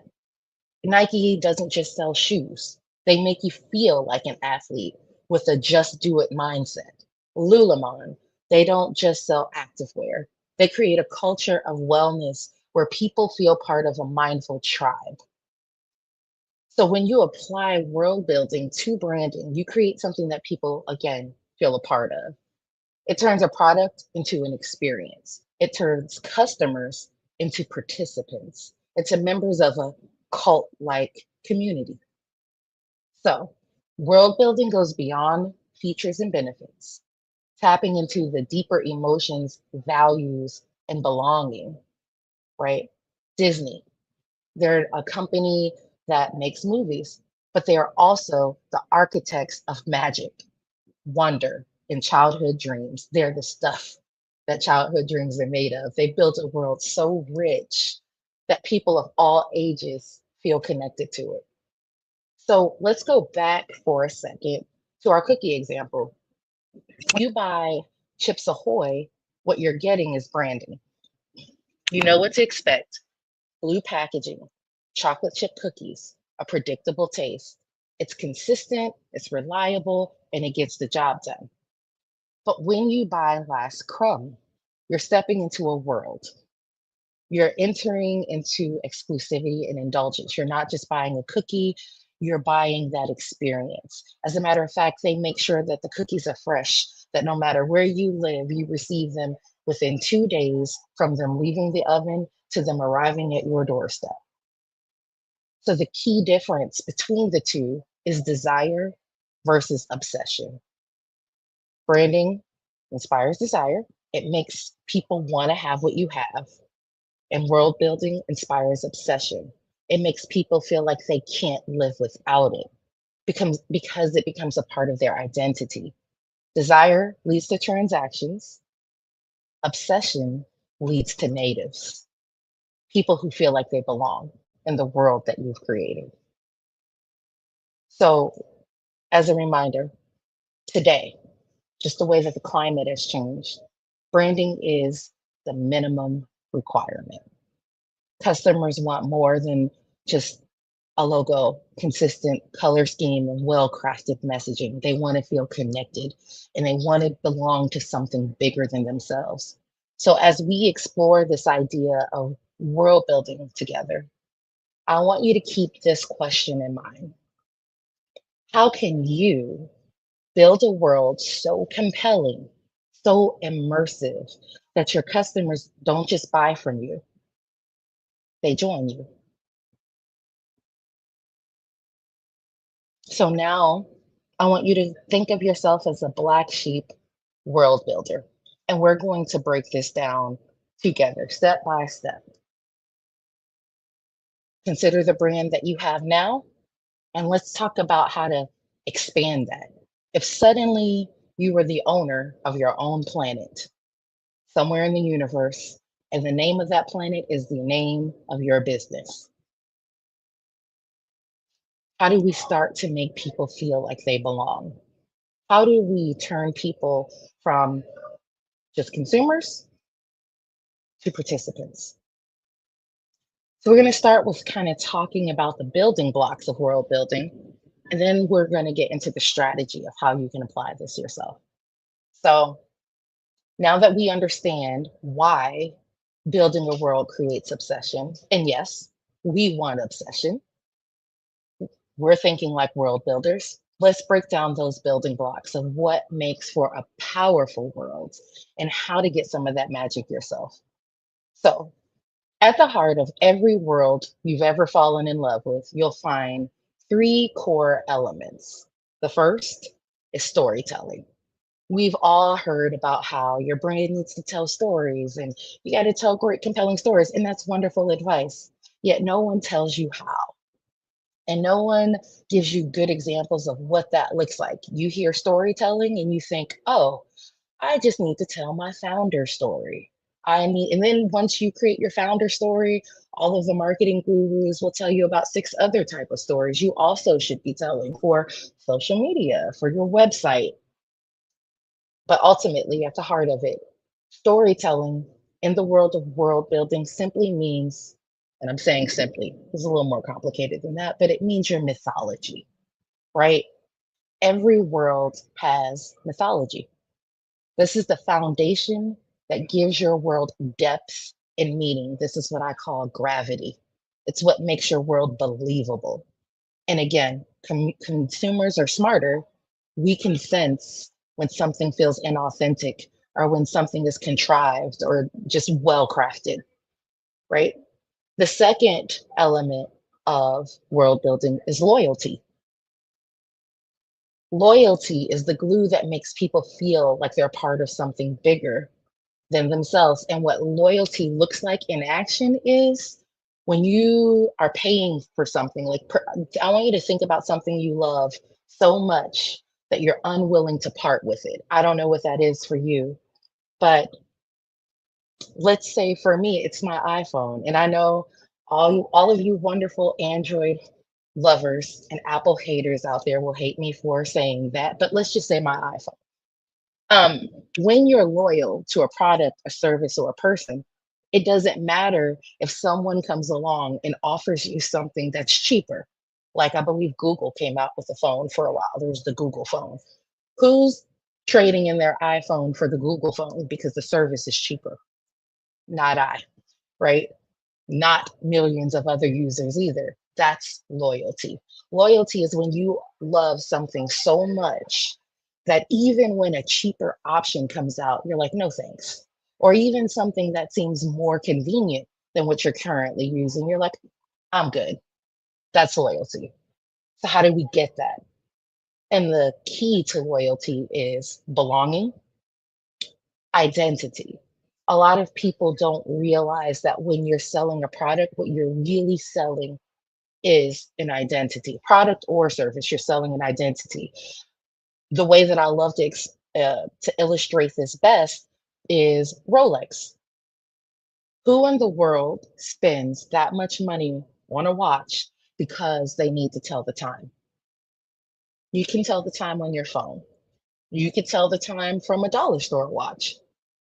The people who buy Rolex buy it for the identity. It's for the status. It's for what it says about them to be someone who can afford a Rolex. I don't care if you're selling toilet paper or high-end watches. People buy an identity, not the product.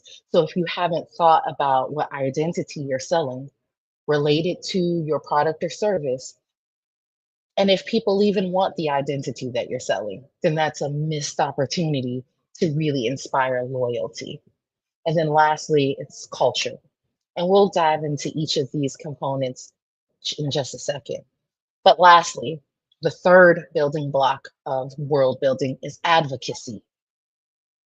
It's advocacy. That is the engine that turns your customers into evangelists who spread the word and grow your world. A common mistake here with advocacy is a lot of times when we think about the evangelists who spread the word, we think about only our external customers. But you'd be surprised to know that the most important customer that you have are your internal customers. They are your employees. When you have employees or team members who believe so deeply in the mission and your ethos, these are the people who become your champions. And they go out and they create more champions for you. If they do not believe in what it is you're trying to sell, or when you're being inauthentic and you try to use a tactic, let's say that works for another company, and just blindly, that's a good idea. Let me apply that to my company. Case in point, we all know that Chick-fil-A is really known for my pleasure, right? But how many of us have gone through a drive-through at McDonald's and you make your order and that person is like, my pleasure, please turn around, please come around to the window, right? The delivery isn't the same. Why? Because that strategy isn't built into the culture of McDonald's, it's built into the culture of Chick-fil-A. And when Chick-fil-A workers say, my pleasure, you believe them. And when you receive that experience from the employees because they believe it, they make you believers too. So when it comes to advocacy, that's all about the rituals that you create and the community that you build. To make this framework just a little more easy to remember, I like to call this the ARC framework, A-R-C, because just like every story, it has an arc. And world building is deeply rooted in storytelling. So here's the ARC framework. We'll start with A, anchored in mythology, also known as creating gravity. Again, this is the foundation that draws your people in and keeps them there. And while we're thinking about storytelling, every story has two key elements. There's a hero and there's the villain. You need both because Harry Potter without Voldemort is a boring story, right? So the hero, a lot of us might make the mistake of thinking that the hero of our story is ourselves. And that is absolutely wrong. The hero of your story when you're building a world are your natives.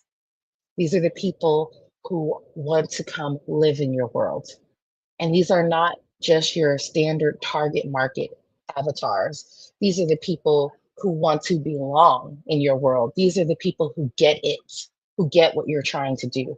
They're the ones who are naturally drawn to your values, your vibe, and your vision without you having to work so hard or dance for their attention. And then you need the villain. The villain are those are what I like to call your non-believers. Every story needs non-believers. And if you are building a world and you're strategic about your non-believers, then you create a movement. And I'm going to give you the perfect example of what I mean by this. Although you won't truly feel the pain unless you too are an iPhone user. But for every iPhone user who's ever been in a group chat and that green bubble pops up and just destroys the whole chat, everyone's mad. Everyone's like, who came into this chat with a green bubble? Blue bubbles only, right? The non-believers in the Apple world are your Androids, right? They are your PCs. So when you're thinking about building your world, who are your non-believers? Give them a name. Give them ways for your people to see when they've infiltrated your world. Like you don't belong here. How can you strategically build that in to your world? That's what creates like that cult-like belonging and loyalty and community. right? And a lot of times we skip this step. We don't even want to think about the people who are non-believers because we just want everyone to belong. But a really good world is fiercely for your natives, a group of people, and fiercely wrong for the non-believers. So that is the A in ARC, anchored in mythology, right? And diving deeper into mythology, it starts with your natives, your non-believers, and then it's going to go into your creation story. Why does your world need to exist in the first place? Why does it need to exist in the first place? You must tell that story. You must explain the setting, what's going on in the world, and why does your brand exist to solve that problem? What is the lore? What are the legends, your symbols, or principles and values that guide your world? What do you stand for? And what lines will you never cross? So that's your mythology. And it is what gives your world depth and meaning. It's what turns people into believers. It is what gives you gravity. And it is much more than a mission statement that's written on your website. Okay, so the R in ARC stands for rituals. And rituals are our beliefs in action. That's what brings your beliefs to life. They're the repeated actions, behaviors, and moments that make your world feel real. Think back to Last Crumb. It's the unboxing ritual, the luxury packaging, the idea of cookie tasting with friends as a ritual. It's not just about eating the cookie, it's about turning an everyday moment into an indulgent experience that you want to put on repeat. So when you're thinking about how to create rituals in your own world, think about the daily actions. What small, repeated actions can your customers take that align with your brand's values? Are there celebration moments? How do your customers celebrate wins or milestones in your world? And think exclusive experiences. What makes being part of your world feel special and different from anything else?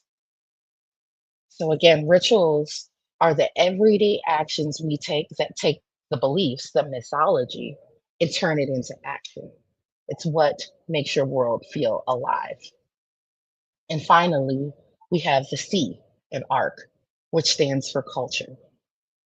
Culture is what makes people feel like they truly belong in your world. It's about creating a shared language, symbols, and cues that make your community feel like insiders. And so, what you need in order to create culture is insider language. Um, the technical term for this is creating a lexicon. The simple version of this is you need words that you own. So, what are some words or phrases that make people feel like they're part of the tribe? Think Nike's Just Do It. Or if I were to say, I'd like to order an iced grande skinny decaf latte. We all know whose language that is.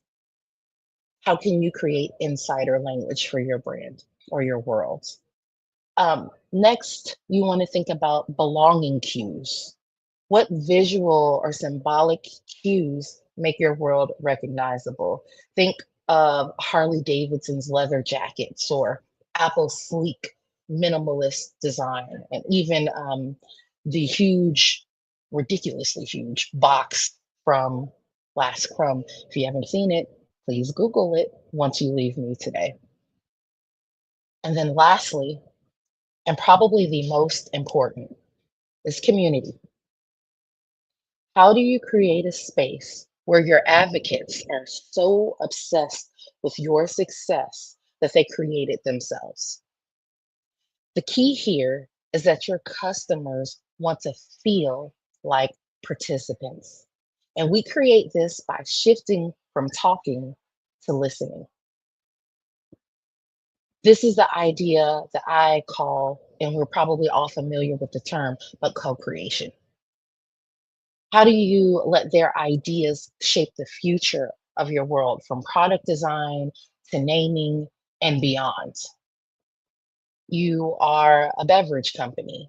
There's a community Maybe you allow your community members to suggest new flavors, new names. Mountain Dew is famous for this, actually, and it's why I don't understand why, but it is why Mountain Dew is the most purchased soda from gas stations around the world. It's all of the different flavors they introduce, and those flavors are influenced by their audience, right? So it's what we call a fan driven economy. And you do that through creating community.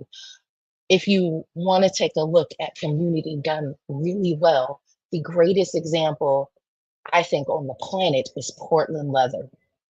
They are by far the greatest example of community because they're a brand who was selling just high quality leather goods, purses, luggage, things like that. But their community built itself. And now they are trading bags, limited edition bags that are no longer there.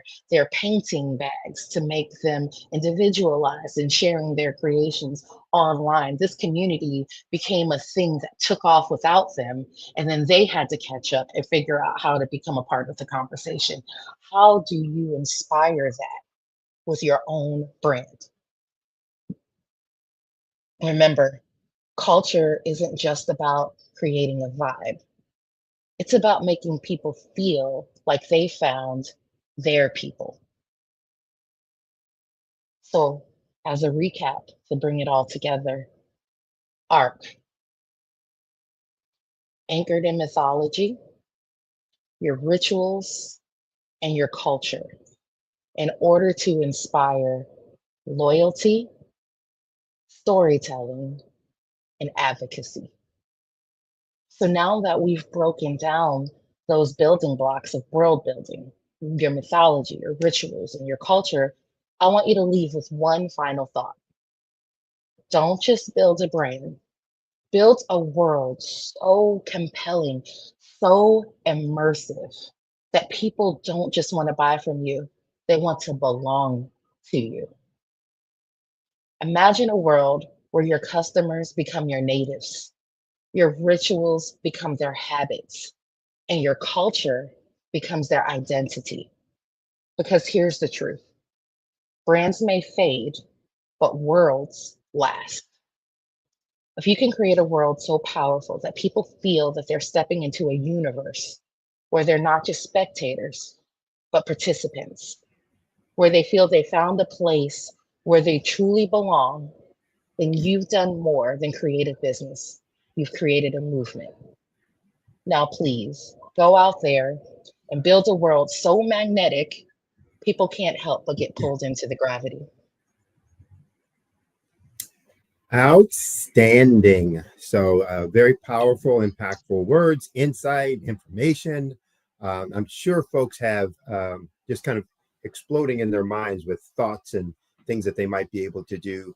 But how can folks get in contact with you if they want to explore more, ask you more in-depth questions, understand how to impact or implement that within their own business? What's the best way for them to reach you? Absolutely. Please visit my website, brandsmashstudio.com, and you'll be able to connect with me there. All right. Well, we appreciate you being on and sharing some of your knowledge and wisdom. Again, we encourage folks to reach out to see what they can find out from you about how they can implement it within their own experiences, their own business situations and scenarios. And look forward to having you back on the program again, talking about other aspects of things that people can do specifically to be able to, smash their world, smash or create their world, smash their, their brand, etc. So, yes. Thank you very much. Thank you. And as Absolutely. we say, genius is common. I'll see you on the other side. For those who are out there watching, the Black Business Expo's mission is to raise funds for high school seniors going to college and for K through 12 entrepreneurs. So the Expo is a fundraiser for students. So if you can donate, would like to donate, we hope you'll donate. Go to the website www.blackbusinessexpousa.com to donate to the scholarship fund. You can also use Cash App That's with the account scrolling across the bottom of the screen, $BBX USA. Again, a Cash App, that's account $BBX USA. Our goal is to give laptops and up to $5,000 to at least 10 students. And students, you can go register for the scholarships online at that same website, www.blackbusinessexpousa.com. Every dollar counts. So please go donate to the fund. Also want to thank our sponsors for the Black Business Expo for this month. Those are NC100, Suede Soul, Carolina, Virginia Minority Supplier Development Council, Step Management, Margie McLean Foundation, Inc., Genius is Common, Executive Women's Success Institute, The Quality Coaching Company, Superwoman Business Services, Creative Force Studios, Lee Entertainment, Black Business Olympics, Artistic App Design, Banks Law Firm, and Black Business Expo USA. Remember, genius is common, and I'll see you on the other side.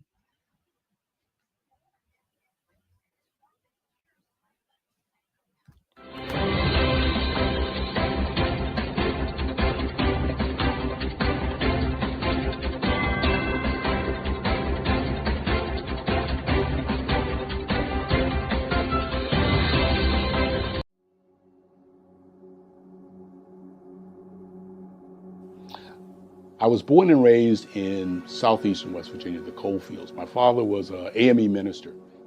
For me, I was very fortunate. Even though I grew up in the segregated South, I was surrounded by flourishing Black businesses, doctors, lawyers, bankers, dentists. They were all there and they were all successful. And I guess that's part of my dream, is to see that success come back. My name is Joseph Simmons, and I am the founder of the Center for Micro-Entrepreneurial Training. We have this moment in time where we can change the trajectory of people. And our focus is on women, Black and brown entrepreneurs, and their access to capital, their ability to build thriving businesses, the ability to employ people. There's a study that showed that in those three communities, especially Black and brown communities, $1 stays in those communities for 30 minutes. In white community, $1 stays in their communities for 8 hours. So think about it. For you in a Black or brown community to get gas, to get food, to go to a restaurant, you've got to leave your community, take those dollars out of that community and take it to another community that's already being well served. So if we can reverse that, if we can go from 30 minutes to an hour to 2 hours, that's progress. That's what we need to do. I was with SCORE. And then in May of 2020, of course, the events happened in regards to the murder of George Floyd. The other thing that I was experiencing was the denials of federal funds for small businesses. And it revolved around one thing. These businesses were not being prepared for grants and for government programs. And I came up with the idea for the Center for Micro-Entrepreneurial based off those two things. Morgan Stanley had a report out in 2020, first quarter, and they talked about there were 3 groups that were massively devastated by COVID-19 on their business. That was 1, women, number 2, Black, and number 3, brown entrepreneurs. The research showed that they had less cash on hand, they had less opportunity to go into a bank and get money, and they were very dependent on family and friends to keep their business up and running. If we can focus on those 3 groups, then we can have a dramatic impact on our communities. Really, the focus is on 3 areas. And those 3 areas are 1, the people, number 2, the courses, and number 3, a support network. Here at CMAT, we will provide you with the fundamentals for generational success. And you will be creating a vibrant community by attending our 5-day immersive training course.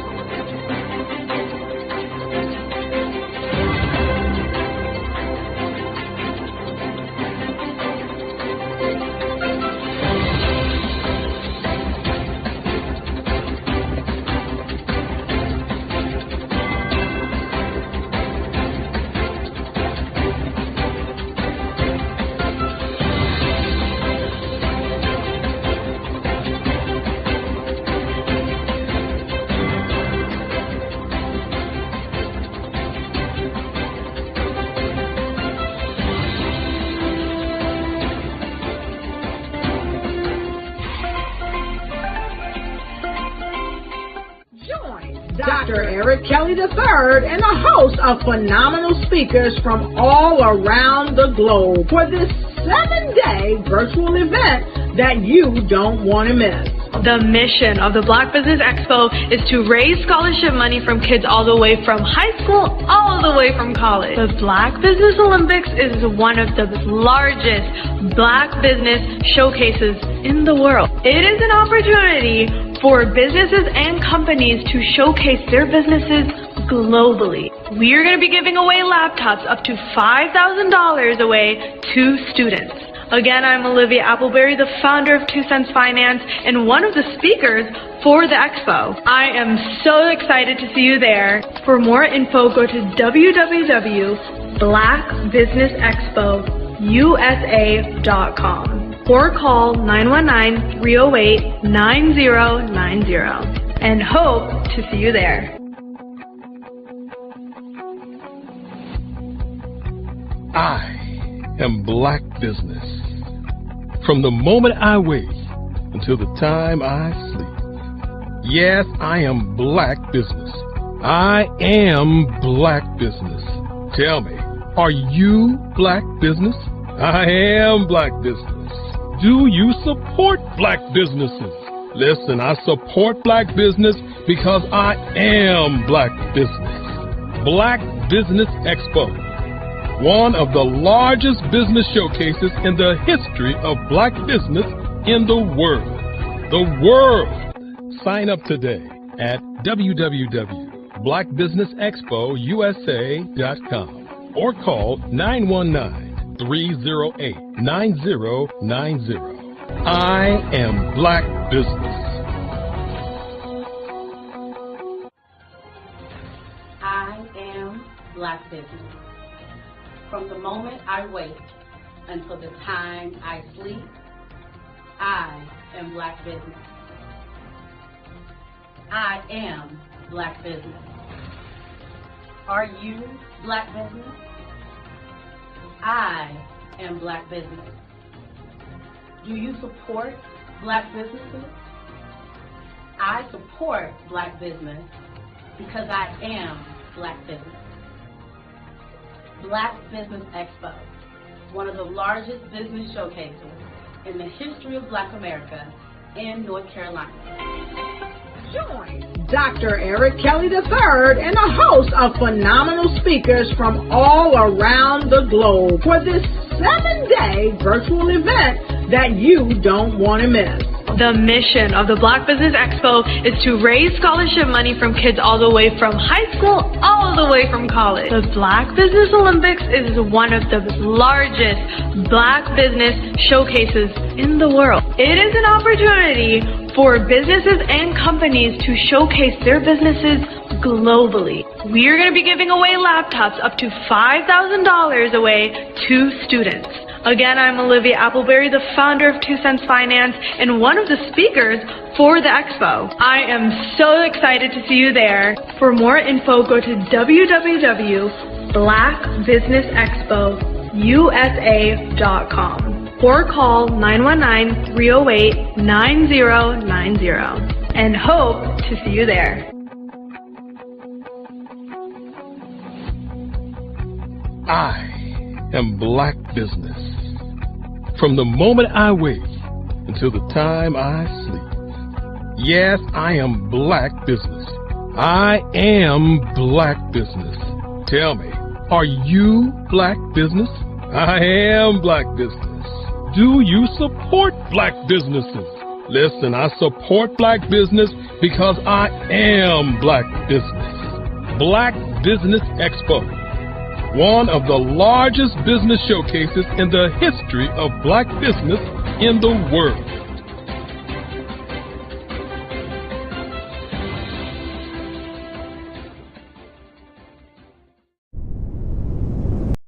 I am from Washington, D.C., but I was raised in Durham, North Carolina. I came to Durham when I was about 5 or 6, and then I travel back and forth to D.C. because it's where my people are from. One of the unique things about my family is my mother, she's also an artist. She does quilting, And she does a lot of artistic things. And then my son, he draws with both hands, his right hand and his left hand like I do. So that's kind of a family trait. And then my other son, he's a videographer, and my daughter, she works, she's a regional vice president for Sunglass. When you start out drawing and sketching, you want to continue to explore, you know, each avenue. I do pastels, I do pen and ink, I do painting, I do acrylics. I haven't done oils yet, but I try to do all facets of art. What I say to a lot of times to people is, you know, you can't put yourself in a box when you're an artist. You have to explore. And over the course of my life, I've tried to explore different mediums. I also do sculpture as well. I choose my subjects by the intensity that they have in their faces, or the intensity that somebody is moving, because I do more than portrait drawings. I also do I do abstract, and then I do figurative drawing also. Well, what happened in this particular show is that I started out trying to come up with something that would be a little bit different than what everybody else is doing. So I was working on a Barack Obama show, and they wanted me to do some paintings of Barack. And so what I did was, because of the deadlines, I kind of did it kind of fast. And then I realized when I was doing it fast, I enjoyed it. And so then I started doing other pieces the same way, and I started to enjoy those pieces also. And so I came up with this particular style, and it's a style of lines and colors. And what's interesting is that when I was in college, I did a show called Lines, Colors, and I talked about the boldness of the blacks, the hotness of the whites, and this is how this has come about, you know, later on in my life. And the colors comes from a lot of the entertainers that I work with, where they wear different colors. They don't wear, you know, your plain reds or your whites. They wear different colors, and so that's also another piece of what's giving me the colors. The subtitle of this show is Faces That Speak Life. That's real critical. Faces that speak life. Each one of these pieces is a life source and a life energy that's being put on display for people that are looking at them. You know, I always say in terms of my art, it's not important that I draw them. It's important what you get out of what I draw. You know, I don't try to just draw it because you like it. People wanted me to do prints. I didn't do prints.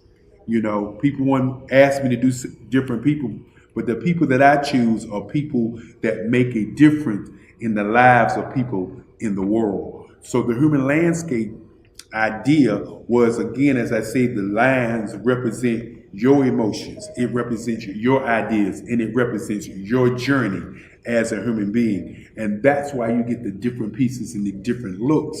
And as you notice, I try not to do one look that looks alike another look. And that's what's the most important part of this show.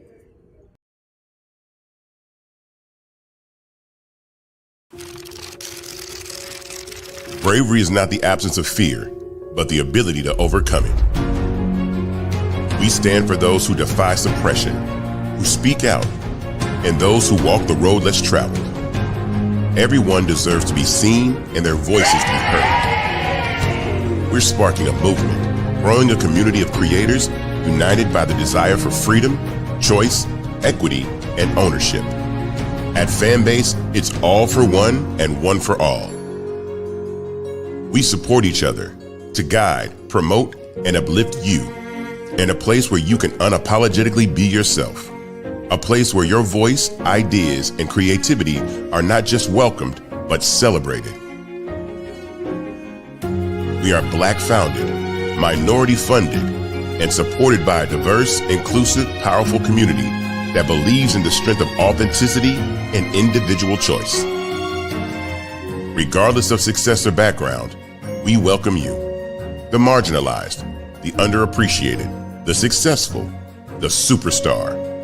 We're for all who seek a space to express themselves freely, where they are rewarded for being their authentic, true self. We transcend labels because only we have the right to define ourselves. We are built for the brave, the culture, the creators, and for the future where everyone has the power to shape their own destiny, where all are empowered, voices are amplified, and freedom is embraced. For the first time, you have a chance to own the platform you helped make popular. It's a revolution, a movement in how we connect, create, and share. Everyone is a creator, and everyone has a fan base. Here, you can be you without limits.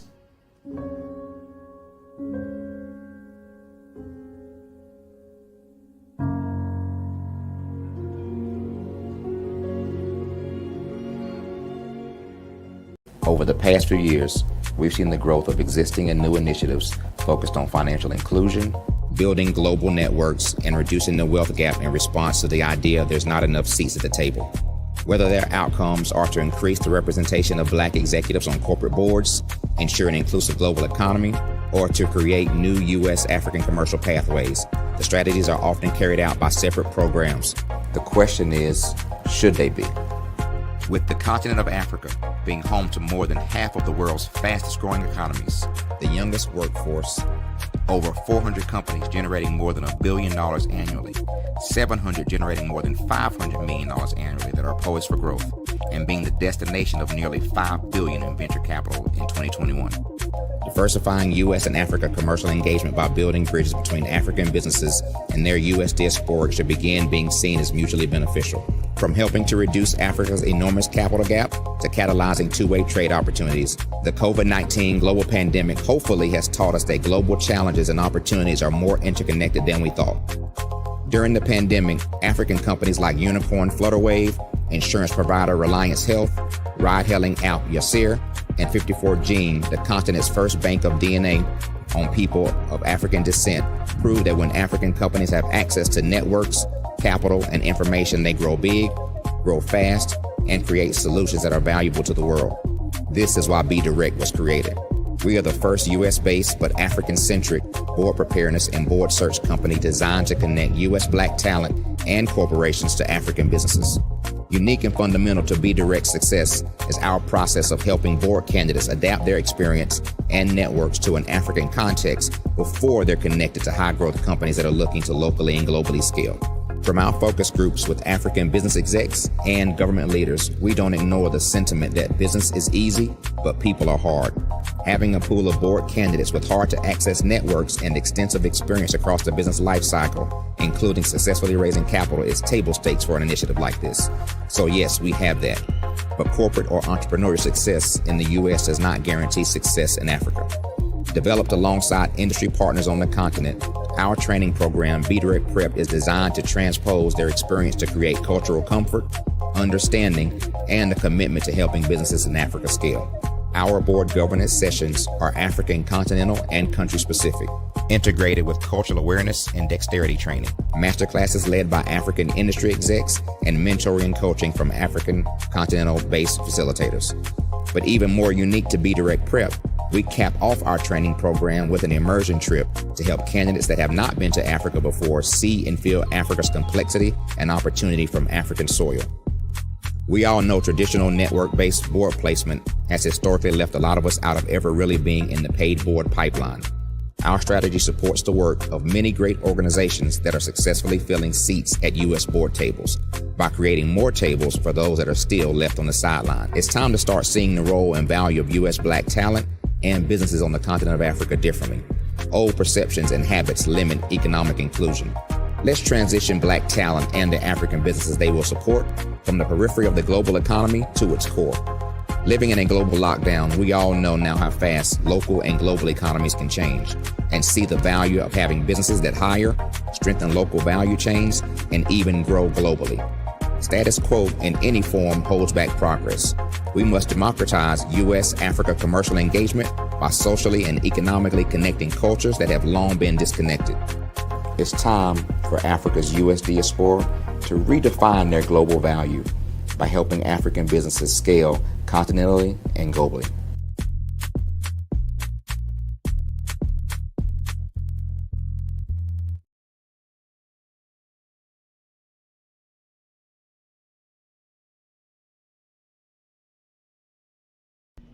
Why do I do what I do? You know, my life coach asked me that a few years ago. And she said, Tony, what's your why? And I told her, and she said, girl, you've already accomplished that. Perhaps you need a new why. Hi, Tony Harris, Amy Hoydu with Say It Said Marketing, one of your students. And just wanted to say thank you, Tony Harris, for spending so much time with me and giving me that boost in my business that I so drastically needed.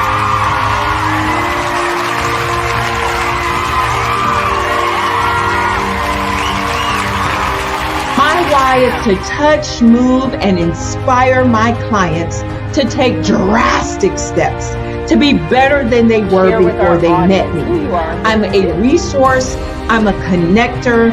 I want to help people build deeper relationships that are beneficial to their life and business.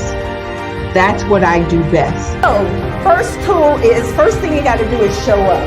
And speaking is a way to magnetically attract your ideal client to you. How many of you use social media that way? Absolutely, and this is how you look to the world. Drastic steps are the steps that are needed to be successful. And my business is drastic denotes a mindset. Getting out of your comfort zone. Doing something that you don't necessarily feel comfortable doing, want to do, but you know it's a necessary step to be successful in your business. I get the most satisfaction when I see my connections flourishing into relationships long after I am gone. Hi, my name is Jasmine Augustine with Media Jasmine, and I've joined several networking and referral groups in the area. And Network in Action Northeast Houston with Tony Harris Taylor is one of the best organizations that I've joined. I love that piece of what I do, and it is what fuels my fire.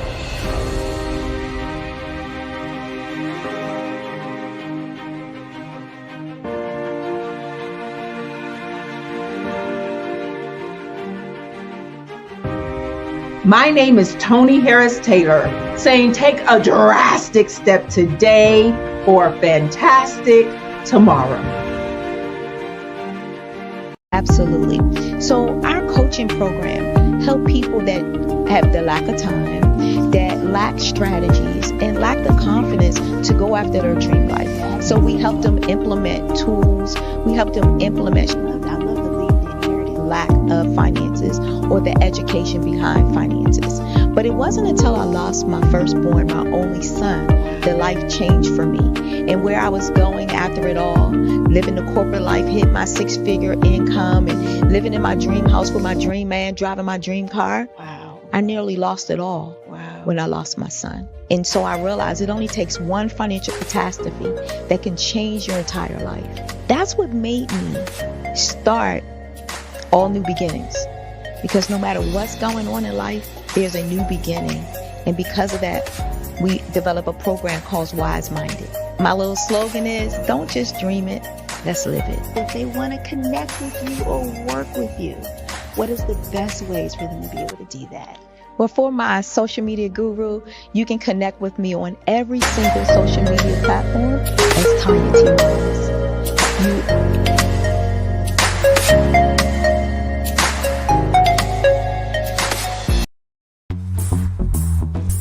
Attention all entrepreneurs and companies. Are you looking for reliable and efficient virtual assistants and back office support to help you manage your business tasks? Look no further than Superwoman Business Services. Our team of virtual assistants provides a full range of administrative support services, including operations management, social media marketing, and much more. We also offer website design services to help you create a professional online presence that reflects your unique brand. In addition to administrative support and website design, we offer business development and structuring services to help you grow your business and achieve your goals. We'll work closely with you to identify areas of improvement and develop a customized plan to help you reach your full potential. At Superwoman Business Services, we understand that running a business can be overwhelming and time-consuming. That's why we're here to help you fly high and achieve success. Our virtual assistant.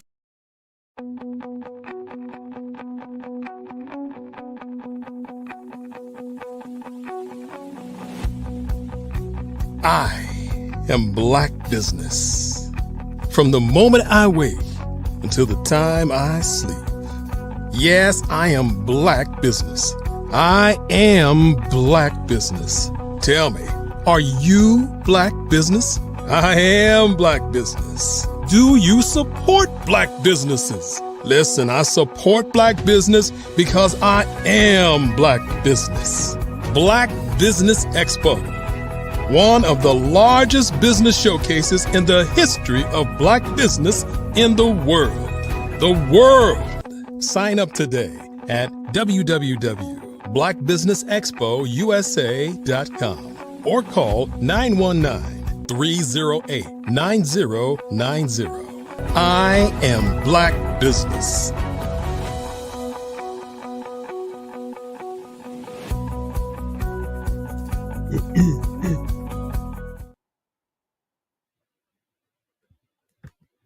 Good day, business owners, entrepreneurs, thought leaders, and corporations. Welcome to the Black Business Network.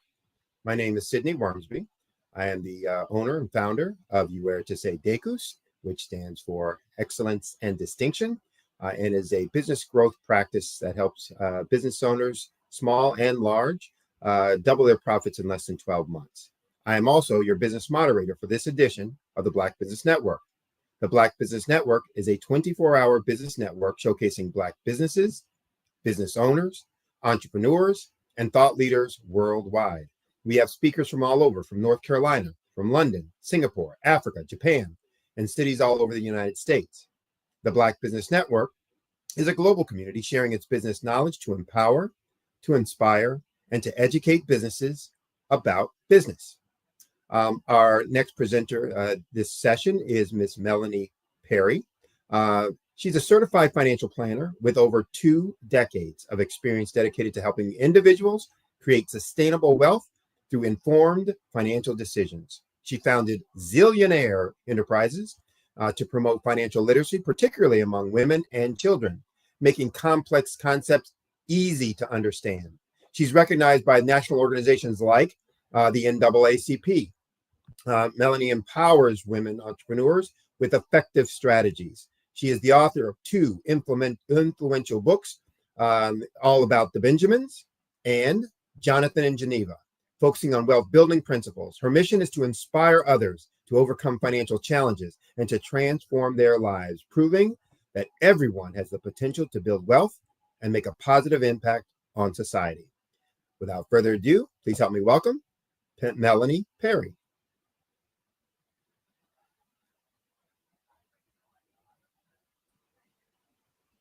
Well, as always, it is a delight to be here. Thank you for that wonderful introduction, Sydney.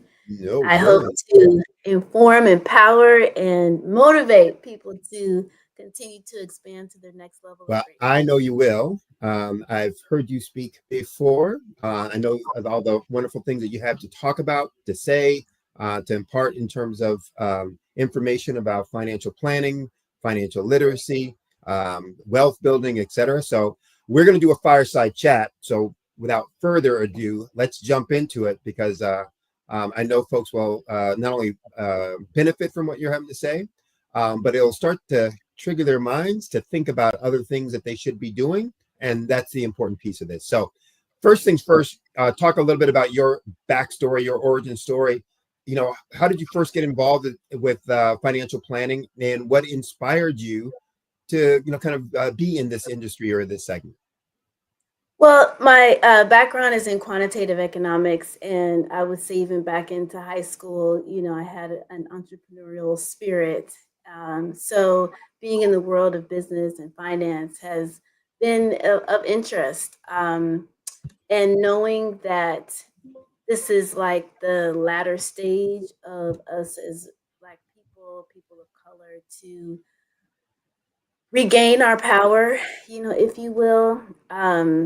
that it's imperative to understand this wealth game so that we can do just that. So that's been kind of how I got into it, and I'm helping others expand. Now, you mentioned, no, actually, I guess I mentioned when I was introducing you that you really focus a lot on women, not solely, but a lot on women and children. What about those segments really kind of captures your attention and makes you so passionate about that? Well, women are the foundation and the crux of society.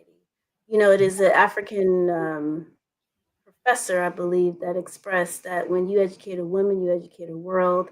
When you educate a man, you educate an individual. So, with that being the case, it's important for women to understand this money game and not be intimidated by it. When you look at our societies, historically, they were matriarchal, and matriarchal societies created that equilibrium and balance that we don't quite see, you know, today in patriarchal societies. And so to bring forth the harmony, the yin yang between the importance of the man and the importance of the woman, and create harmony between the two, will create a much more, I keep saying it, harmonious society. Because it's important to have both counterparts. And when you muffle either one, you're not creating harmony. God created both man and woman. So you can't just shut a man up. You can't shut a woman up. We both have equal contributions and value to add. Super. Okay. Now you use the term zillionaire, and Yes. I often will talk to my clients about $1 billion zillion dollars. So I love the spin on the zillion to the zillion. Talk about, you know, what inspired that name, and talk a little bit about your mission with that organization. Well, zillionaire came about kind of backwards, if you will. I had been in the industry at that time for a good 10, 12 years, and this was around the crash of 2008 that took place. And I was just filled with so many people's stories of their wealth journey, and the highs and the lows, the ups and the downs, and you know, the triumphs and the challenges. And what was common is the fact that, you know, we were kind of limited by our perception of what wealth was. And we didn't really understand, because I mostly dealt with people of color, people that look like me and you. And what we rejected was accumulating the desire to accumulate a lot of wealth. And what we didn't realize is that we're born wealthy. And so it was kind of like a tug and pull between the notion of, well, I'm not fully aware that I know that I'm born wealthy, and the wealth that I see out in the world is not something that I connect with or align with, given our historical participation in the enslavement of our people, being that part of someone else's wealth journey. So it was just a tug and pull that I began to see. And as I began to understand wealth beyond just its monetary aspect, but understand wealth is something that's holistic, because you can have all the money in the world, but if you don't have your health, you don't have your mental sanity, it's all going to medical bills, right? So it's like, so what, you got all the money if you're not able to enjoy it? And so as I began to understand wealth from a spiritual standpoint, and understand that we are, you know, born wealthy, then the notion, truth be, I can't remember exactly how zeal came about, but God sent it to me. And becoming a zillionaire full of vigor and vitality and tenaciousness to want to contribute and add value was the common theme that I see, you know, in us historically and presently. And so how do we begin to monetize that in this capitalistic world where we're able to maintain our integrity? we're able to maintain our values and not compromise those, being a part of this capitalistic system. So, it's like capitalism in and of itself is not evil and maniacal. Any of these isms, are not evil and maniacal. It's the person behind it, right? So if I choose to use capitalism or communism or whatever the ism is, and I use it in the way that it's to bring added value and to disperse and to use my wealth to help others, and then in exchange for that, I get a service or a product or monetary benefit. That's how wealth and how to align with the spiritual aspect, how wealth is to be used. So zeal came from that. Interesting. Good. So when we talk about financial planning, when we talk about wealth building, most people tend to have a belief that, well, that's not me. I can't do that. That's not for me. So talk a little bit about maybe what's a simple first step that someone can take to start them on the long road journey to wealth building, but with a initial first step that's that they can understand, do, apply, and be a building block for the next big thing. Well, interesting enough, Sydney, what I had originally planned to talk about today, I wasn't aware I was doing a fireside chat. But what I originally planned to talk about was time. Because time is a commodity that we cannot, get back, right? And so when we look at the season, that we're in, time is precious. And when we're using our time at the most optimal level, then in a certain way, we can get some time back. But it's a matter of using our days in a very productive way. So a few things that I encourage people to do is to time block. So being very clear, we all have 24 hours in a day, and somehow some people are able to do more in 24 hours than somebody else under the same circumstances. So how is it they're able to do more and you're not? Well, some of it's about focus. Some of it's about setting your days up, your weeks up in a way where you have some clear, concentrated time to focus and get stuff done. We're in such a society of distraction. The phone will beep and you got to check the message, the email, the social media, all that kind of stuff. If you have children, mommy this, daddy that, you can be all over the place, right? So it's a matter of what are the things that I can do in my day, in my week, that's going to set me up for success? Well, one thing that I encourage people to do, especially entrepreneurs and business owners, is to take a moment to just do a data dump of all the things that they need to get done that week. Just get it all out so you're not all over the place.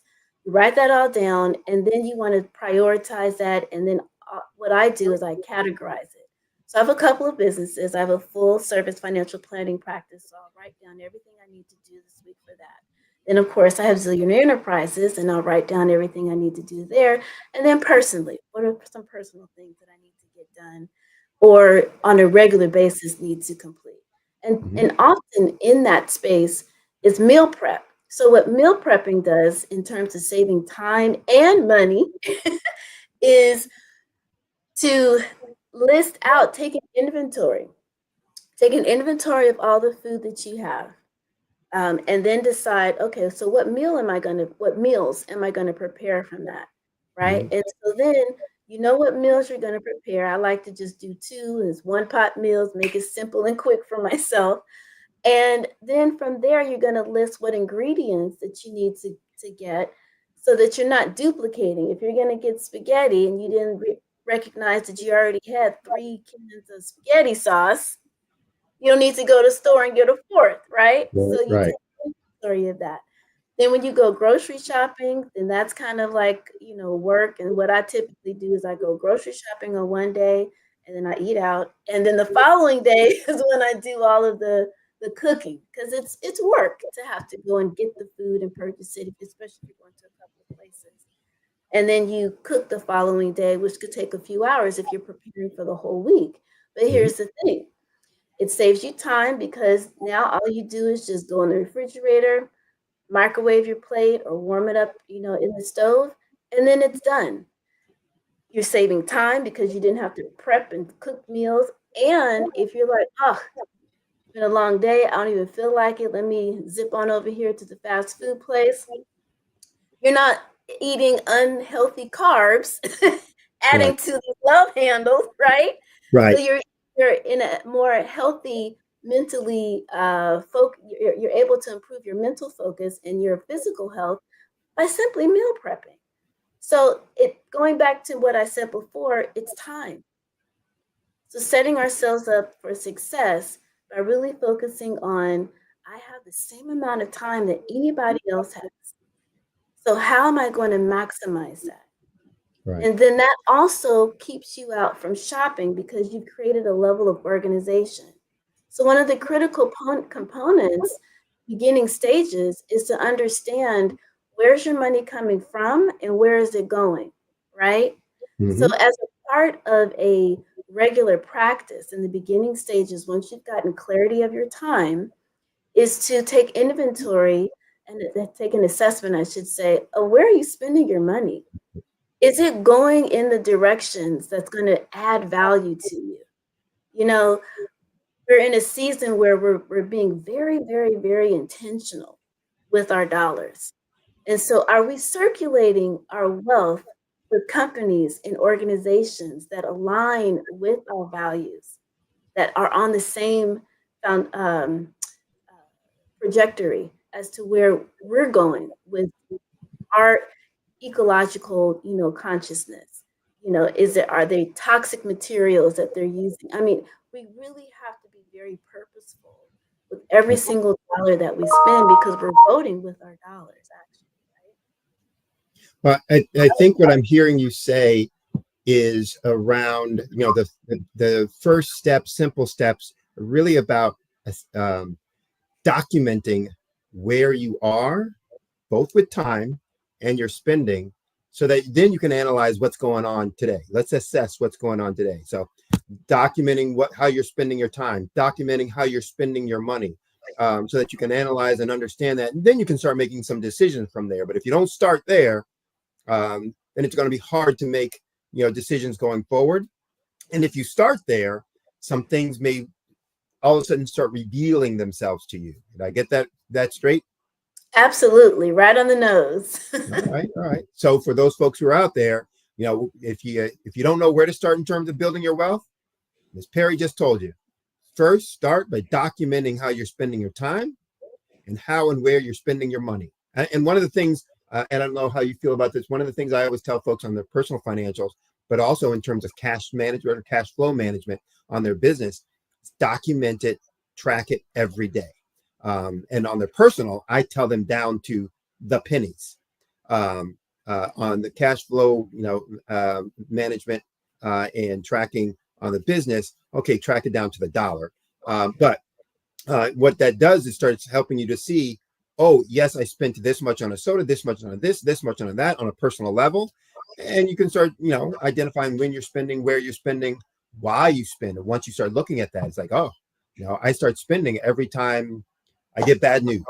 I start spending to Very make myself feel, true. or whatever. So it's Very those kinds of true. things. Great. And tracking in and of itself, no matter what it is, whether it's tracking your eating, whether it's tracking how your exercise or your glucose level, or tracking is going to provide you with clarity of the various actions that you're taking or not taking so that you can make improvements upon it. So one of the things that I challenge people to do, particularly with spending, because that's the funnest part of the financial planning experience, right? Is to track your spending. So just do it for 7 days and at best a month. But if you just hunker down and every time you spend money, like you said, down to the penny, even if you go to the $1.25 store, we can't say 99-cent store, but No, you're right. No $1.25 longer. store, right? And you got a Twix bar or something, document that. Because as you indicated, you're going to begin to realize, oh, when I'm in the store, I always get a little more than what's on the list. What's this all about? Right. Why am I doing that? Oh, it was on sale. Did you really need to get that? Right. So it's fundamental, and no matter where you are on your wealth journey, you could be making $2 or $2 million. You need to be able to know where is it going, and is it efficient? Yeah. I did that when I first got out of grad school. I did that, and I actually found a book in a thrift store that was a money tracking book by day, by week, blah blah blah, et cetera, et cetera. And I did it every day, literally everything I spent on anything, anywhere, et cetera. And then would summarize it, end of the week, end of the month, what was going on. And again, the things that revealed themselves to me was like, oh my Lord, I didn't realize. And I was very thrifty. So, spending or saving was not a problem for me. But even with that, I found things that's like, wow, I didn't realize that, this is when I did spend, and this is what I spent on, and this is why it's like you start really understanding your behaviors. And even though I had pretty good behaviors, it's interesting to know and learn, so that when you want to make a change, how and why you need to make that change, where you can make that change, what you're going to have to overcome, et cetera. So it's the same. Absolutely. It's the same with the money piece. It's the same. So again, it's a great piece of insight and advice you're giving to folks. So hopefully they're listening and putting that into play. And something else to add to that is behavioral finance. So the concept of saving money, investing money is not mind-boggling, right? I mean, we all know that we need to do that to get ahead. But what I have recognized that I do is emotional finance. So understanding why is it we haven't saved as much or as consistently, or where we haven't begun to really invest, or we're a little timid in starting that business. So understanding that part and then beginning to break down, okay, so it's because I don't have enough saved, or it's because it's an unknown, or it's because I'm the first generation, or okay, so now once we can identify that, then we don't have to be timid about being mindful of our spending, being purposeful and conscientious about setting up the proper system so that you have a clear, purposeful account for every dollar that you are saving versus just one bucket that is just kind of a free-for-all. But we're very intentional about where we're putting our money and why, because we now have broken down that barrier that was preventing us from being consistent in the first place. And it's about 80% of what I do is behavioral finance, and 20% is a practical application. Can you believe that? No, I mean, yes, I can believe it, and no, that doesn't surprise me. So again, great insight. Now, you wrote the book All About the Benjamins as a way for people to understand wealth building in very simple, concrete principles, concepts. Talk about maybe the one principle that you speak about in the book that you think is the most powerful, most impactful lesson that folks can learn from it and should implement. Well, I wrote the book again around the Great Recession of 2008. And like I mentioned, I had been full of so many people's stories, trials, and triumphs. And, it was time for me to express money from a cultural and spiritual standpoint. Because again, it's not that we don't know we should invest. We don't know, these things, but we were not as a whole at that particular time. We're becoming more familiar with it now, but we weren't really clear of the reality that we're already born wealthy. God gave every single last human on this planet a unique talent, a unique skill, a unique gift. And so considering that in a capitalistic environment, how are we able to monetize that with integrity to add value so that we can do the things that we want to do, help our family, enjoy, products and services, travel, whatever that is. But also for many of us, we want to be in a position to leave a legacy. And that tug and pull between wanting to make a whole lot of money and then what we see, the folks that we see who make a lot of money and not really being in alignment with that. So the purpose of the book is to understand that you define your wealth. Other people don't define what's wealthy for you. So it could be a big house on the hill, and that's your definition of success and wealth and accomplishment. For other people, it could be living in an apartment, but you've got a multi-million-dollar business that's contributing and adding value because the product that you're producing is ecologically sound and doesn't harm nature and it doesn't harm humans because you're using non-toxic, products, and you're content and comfortable living in an apartment doing that. So you don't have to allow other people to determine your definition of success, but understanding that you were born wealthy, you define your wealth, and money and spirituality do not have to be mutually exclusive. I think that's the most critical component of the book that I wrote. Interesting. You alluded to earlier, kind of subtly, about the impact of culture, whether it be in race, ethnicity, or in gender, impacting some of the paradigms we have about wealth building and about kind of financial planning, financial literacy, et cetera. Talk about from a cultural perspective, for our culture, for women, since that's an area you focus on quite intensely as well. Some of the biggest mistakes you see that people make that hold them back or make it harder for them in wealth building, and how can they avoid them? Well, I think the major thing is not knowing our economic history. So we could go back to, I may not pronounce his name right, but Masamusu, who was the wealthiest man to date. When including more wealthy than Elon Musk, including. Oh yeah, there's a ton of people more wealthier than him, but that's another story. But yes, exactly, right? So understanding our economic history, and given the fact that Black History Month is every month, I will talk about A.G. Gatson. I recently was refreshed of his story of how he and his wife were at an AME conference in 1951. And this was again during Jim Crow, the beginning of civil rights, the crux of the civil rights movement. And he learned that the Baptist Convention wanted to host their convention in Birmingham, Alabama in the next couple of years.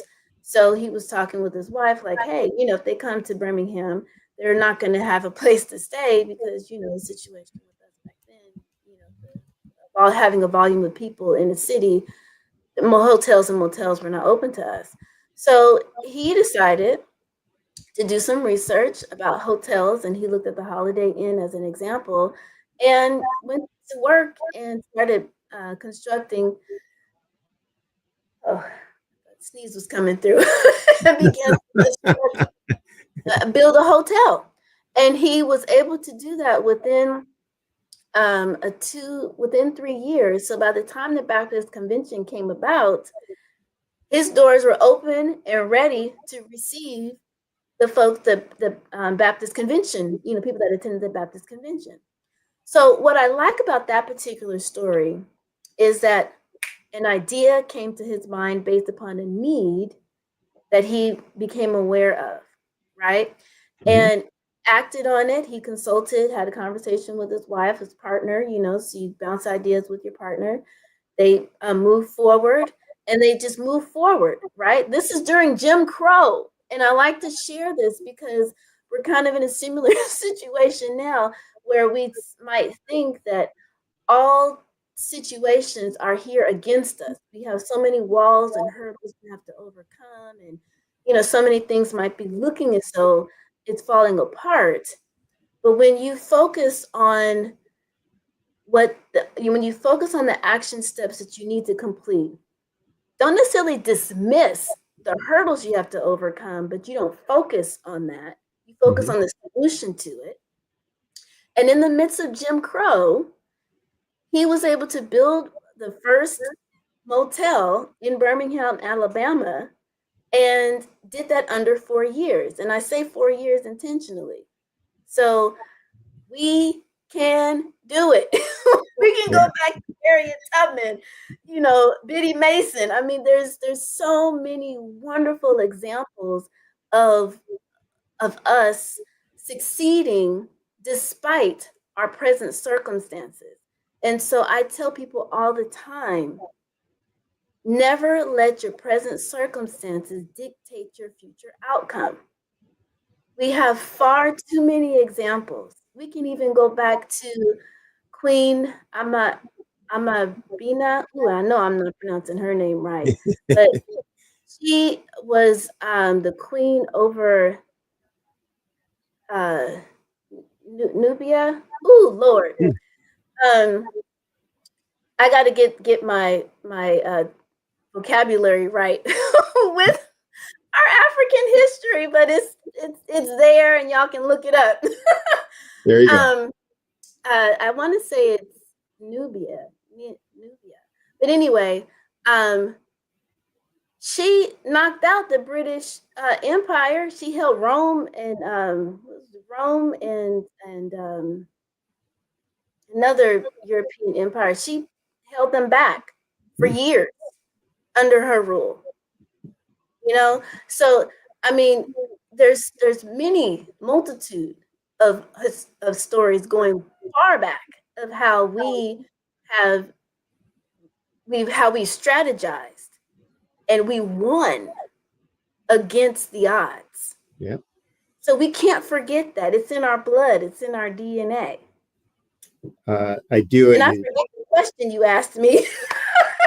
Well, it was about the mistakes that maybe are made within our culture, either Black it's forgetting who we are. That's the biggest thing I'd say. Forgetting who we are. That's great. I do a workshop that's called Black Business Pioneers that changed the world, but that we never knew. And I mentioned Mansa Musa in there just because, again, being the richest man or person in the history of the world. But there are so many others. But one of the things I talk about, you were just alluding to, is that there are these four fundamental qualities about Black culture, Black history that come through that make us successful. One is that focus on excellence, in all the things that we do. The determination, the things that we have to overcome just to, be able to, achieve, etc. There's the creativity that, things that we kind of come to mind, and the ideas that we have, and how we put it to use for human good. But the other is the resourcefulness, because we've often been kind of withheld, etc. That there's, this built-in, culturally ingrained focus on being resourceful, making a way out of no way, kind of the old phrase, right. And so to your point, we often forget that in our personal daily lives. It says, look, I can because we always do, we always can, etc. So I like that analogy that you're making there. It resonates with me. We're running out of time, so I want to get a couple quick ones in here. Talk about, from a business perspective, what's the what's a key strategy, change, habit that folks should be putting in place for their business financials for success? Oh, I think a major component, it goes back to the fundamentals. No matter what stage you're at in your business, journey, is focusing on those fundamentals. I recently have been working with a woman who owns a significant amount of real estate. She's in her mid-70s, and she didn't have these basic fundamentals down. She's successful in all of that. And so just in the same way that we talked about with your personal finances, is getting clarity of where money is going and where money is coming from and where it's going. And then when the money comes to you, have clarity of where you want to put it as a backup and a reserve. You want to do the exact same thing with your business. You want to have clarity of the multiple streams of income that you're receiving. Also, the tax implications of that, because you want to be diversified tax-wise, right? From active income to passive income and portfolio income. Being clear about that. And then, are you being efficient with the resources, the revenue that's coming through? Well, all the time in business, there's a need to refresh and reevaluate. Are your employees actually working at their optimal level? Could you perhaps change some tasks and some duties where, another employee could be more efficient in this area and that area, so you get the most productivity and therefore the greatest profitability out of that employee? And then as you streamline and clean up your expenses, then do you have a reserve account? Do you have an operational account? Do you have an account where you have money set aside for future projects, whether that's to buy a building, whether that's to scale up, whether that's to create a retreat, for your employees or for your clientele? Have you compartmentalized your buckets? Do you even have savings, for your business, right? So being very clear, intentional, and purposeful, again, with every dollar that comes in and stays in. Well, we've run out of time. I appreciate you being here and sharing your thoughts, insights, etc. And I know folks out there got a lot out of it as well. But how can they reach you, or what's the best way for them to reach you if they want to dig deeper into what they should be doing or could be doing, in terms of their wealth building, or if they want to work with you on building their wealth? Yes, so I'm all over social media, from TikTok, Instagram, Facebook. You can reach me at my name, Melanie Perry, on Facebook, or at Zillionaire, which is ZEALLIONAIRE. On any of those platforms, I am accessible. All right. Well, I appreciate you being on again. It was great talking to you, and great hearing more insights about wealth building and ways that we can do it in very simple steps. So until the next time, remember, genius is common. And I'll see you on the other side. So as we continue to say, the Black Business Expo's mission is to raise funds for high school seniors going to college or for K through 12 entrepreneurs. So it is a fundraiser for students, and you can donate by going to the website www.blackbusinessexpousa.com. Again, that's www.blackbusinessexpousa.com to donate to the scholarship fund. You can also use the Cash App with the account $BBX USA. Again, that's $BBX USA. Our goal is to give laptops and up to $5,000 to 10 students. So if you're a student, you can also register for the scholarships at that same website, www.blackbusinessexpousa.com. Every dollar counts, so please donate to the fund. Also like to thank our Black Business Expo USA sponsors for this month. That include NC 100, Suede Soul, Carolina, Virginia Minority Supplier Development Council, Step Management, Margie McLean Foundation, Genius is Common, Executive Women's Success Institute, The Quality Coaching Company, Superwomen Business Services, Creative Force Studios, Lee Entertainment, Black Business Olympics, Artistic App Design, Banks Law Firm, and Black Business Expo USA. Continue watching for more programming. Remember, genius is common, and I'll see you on the other side.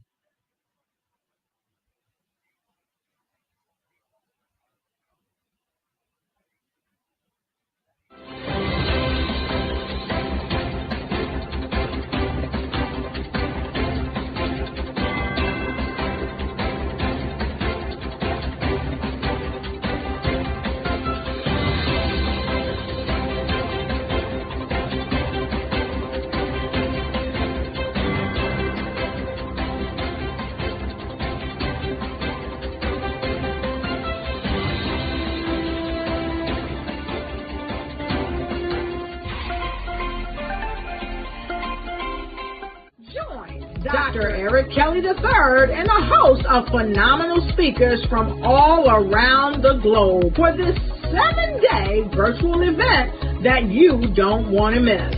The mission of the Black Business Expo is to raise scholarship money from kids all the way from high school all the way from college. The Black Business Olympics is one of the largest Black business showcases in the world. It is an opportunity for businesses and companies to showcase their businesses globally. We are going to be giving away laptops up to $5,000 away to students. Again, I'm Olivia Appleberry, the founder of 2 Cents Finance and one of the speakers for the expo. I am so excited to see you there. For more info, go to www.blackbusinessexpousa.com or call 919-308-9090 and hope to see you there.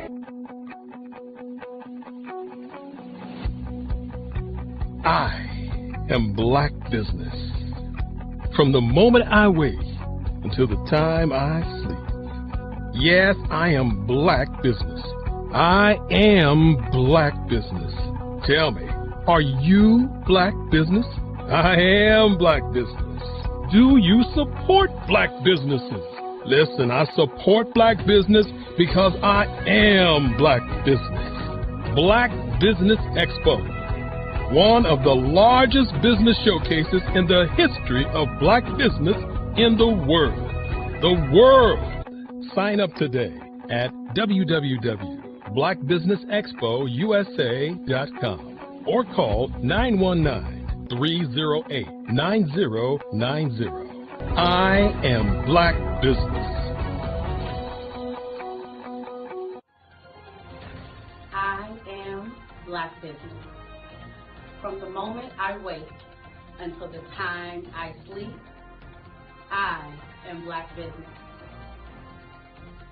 I am Black Business. Are you Black Business? I am Black Business. Do you support Black businesses? I support Black business because I am Black Business. Black Business Expo, one of the largest business showcases in the history of Black America in North Carolina. Join Dr. Eric Kelly III and a host of phenomenal speakers from all around the globe for this 7-day virtual event that you don't want to miss.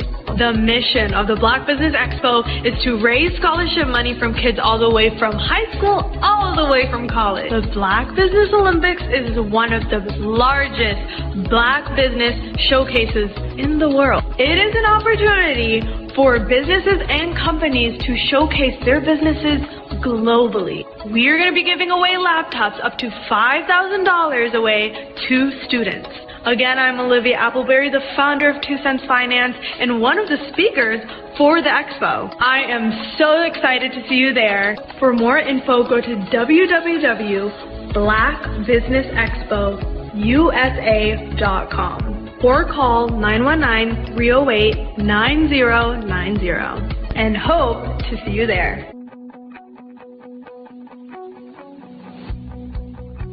I am Black Business. From the moment I wake until the time I sleep. Yes, I am Black Business. I am Black Business. Tell me, are you Black Business? Black Business Expo, one of the largest business showcases in the history of Black business in the world.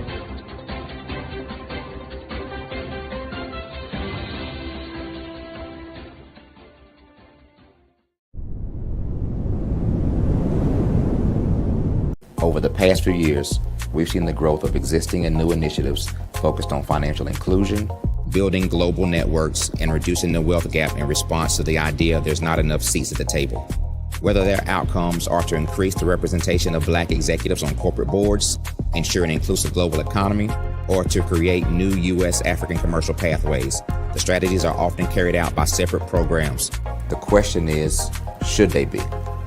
With the continent of Africa being home to more than half of the world's fastest growing economies, the youngest workforce, over 400 companies generating more than $1 billion annually, 700 generating more than $500 million annually that are poised for growth, and being the destination of nearly $5 billion in venture capital in 2021.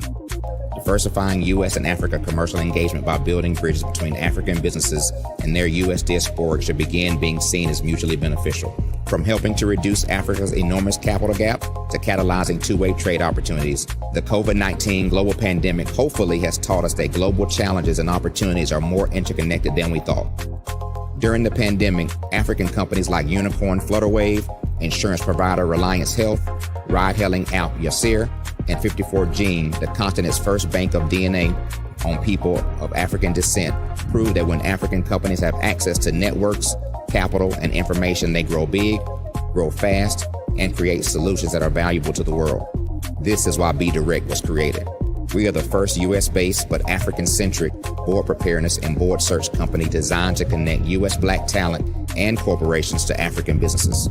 Unique and fundamental to Be Direct's success is our process of helping board candidates adapt their experience and networks to an African context before they're connected to high-growth companies that are looking to locally and globally scale. From our focus groups with African business execs and government leaders, we don't ignore the sentiment that business is easy, but people are hard.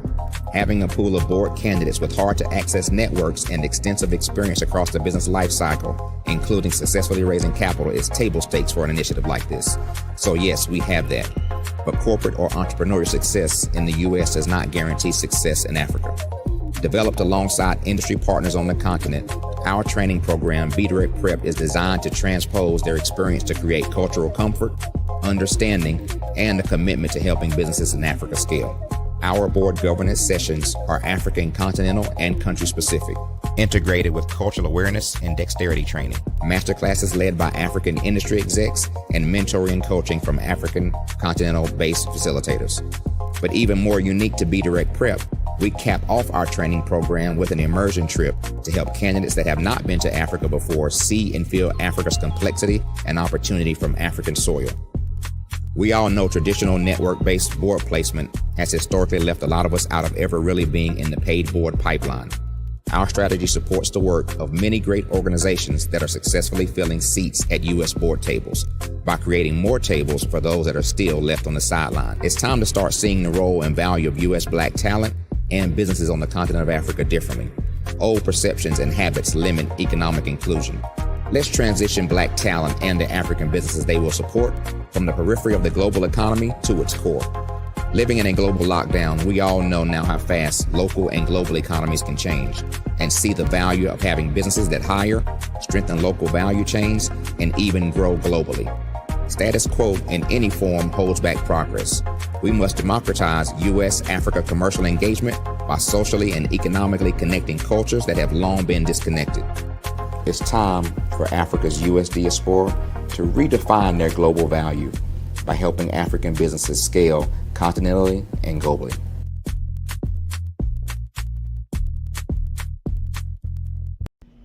Why do I do what I do? You know, my life coach asked me that a few years ago. And she said, Tony, what's your why? And I told her, and she said, girl, you've already accomplished that. Perhaps you need a new why. Hi, Tony Harris, Amy Hoydu with Say It Said Marketing, one of your students. And just wanted to say thank you, Tony Harris, for spending so much time with me and giving me that boost in my business that I so drastically needed.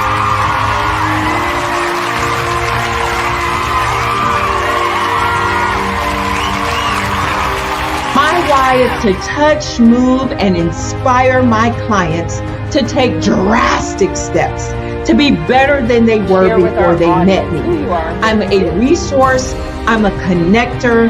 I want to help people build deeper relationships that are beneficial to their life and business. That's what I do best. So, first thing you got to do is show up. And speaking is a way to magnetically attract your ideal client to you. How many of you use social media that way? Absolutely, and this is how you look to the world. Drastic steps are the steps that are needed to be successful. And my business is drastic denotes a mindset. Getting out of your comfort zone, doing something that you don't necessarily feel comfortable doing, want to do, but you know it's a necessary step to be successful in your business. I get the most satisfaction when I see my connections flourishing into relationships long after I am gone. Hi, my name is Jasmine Augustine with Media Jasmine, and I've joined several networking and referral groups in the area. And Network in Action Northeast Houston with Tony Harris Taylor is one of the best organizations that I've joined. I love that piece of what I do, and it is what fuels my fire.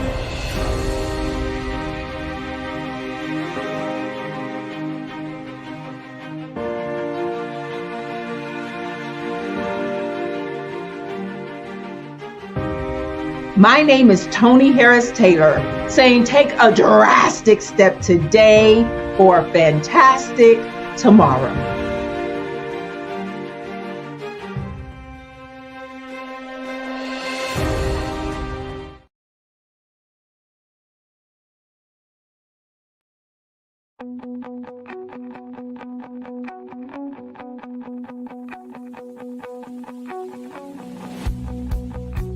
I am Black Business. From the moment I wake until the time I sleep. Yes, I am Black Business. I am Black Business. Tell me, are you Black Business? I am Black Business. Do you support Black businesses? Listen, I support Black business because I am Black Business. Black Business Expo, one of the largest business showcases in the history of Black business in the world. The world! Sign up today at www.blackbusinessexpousa.com or call 919-308-9090.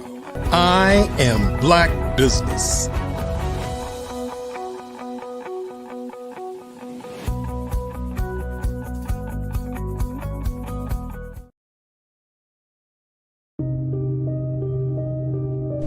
The Black Business Expo is changing my life. This year, they are giving away laptops and even $5,000 in cash to students just like me. I'm Alexis, and I want to go to college to fulfill my dream of becoming an entrepreneur. Help the Black Business Expo going to www.blackbusinessexpousa.com and also becoming a vendor, a sponsor, or donating.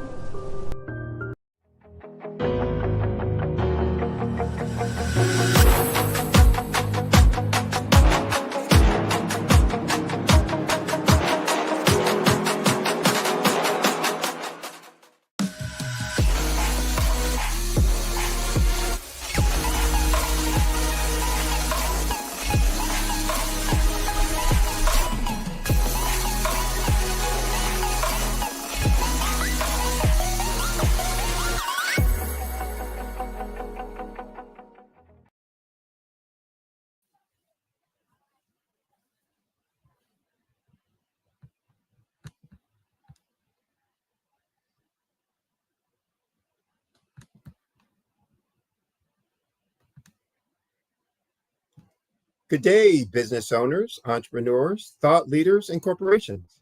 Welcome to the Black Business Network. My name is Sidney Wormsby, owner and founder of Huertas Decus, which is Latin for excellence and distinction. I'm also your business moderator for this edition of the Black Business Network. The Black Business Network is a 24-hour business network showcasing Black businesses, business owners, entrepreneurs, and thought leaders worldwide. We have speakers from North Carolina, from London, Singapore, Africa, Japan, and cities all over the United States. The Black Business Network is a global community sharing its business knowledge to empower, to inspire, and to educate businesses about business.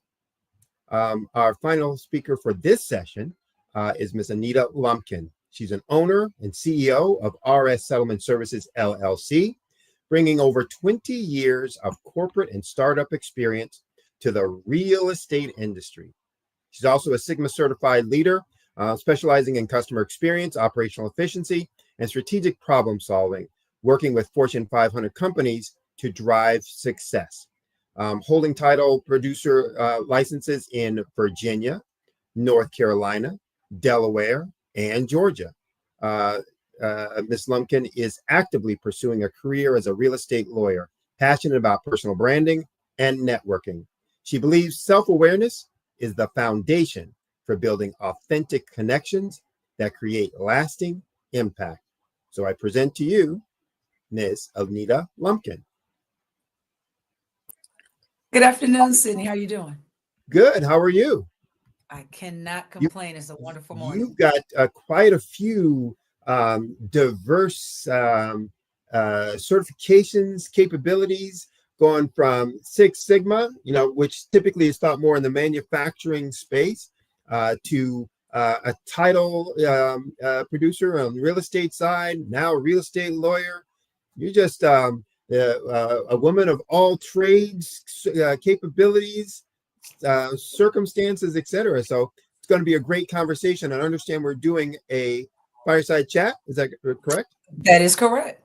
All right. So it's going to be a great conversation. So talk a little bit about kind of your origin story. Where did you start? What got you interested in both, kind of the Six Sigma world, and how did you transition from Six Sigma into real estate?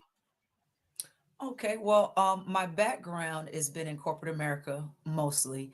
I transitioned into real estate around 2019. My mother is a broker, so I was kind of raised in the industry. So it was a natural transition. I got my Six Sigma background doing account management. I would manage the whole East Coast for Cintas. And for that, I had about 75 facilities underneath me.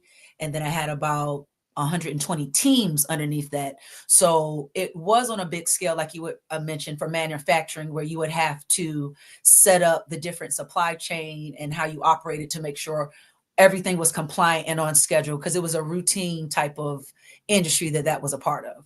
So that is how I got my Six Sigma training. I got into real estate through my mother, actually. I am known for being able to do everything. And I got a phone call. She had a closing and they were having a difficult time with it. It was with probate. Probate is when you inherit property, and the individual that inherited the property, he was an only child and was not familiar with his family line. So it was hard for him to transfer his services over in his title. So I was hired on to actually figure out who his family was, create that chain so that he could gain that ownership and sell his property. And from there, I've had a love for it. I didn't realize the real estate industry is a big industry, but as far as African Americans in the industry is a small amount, and in title is less than 0.01%. Wow. So once I realized that I was actually performing a needed service for the community, I felt like it was my duty to step in and provide this safe space. So now we're here. I'm SWAM certified. I am the only female Black-owned title company in Virginia that's SWAM certified, which means a small minority woman-owned business.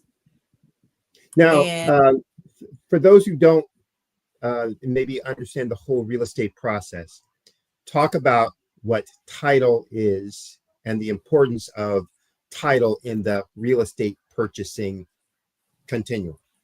I would love to. Great question. So when you purchase a home,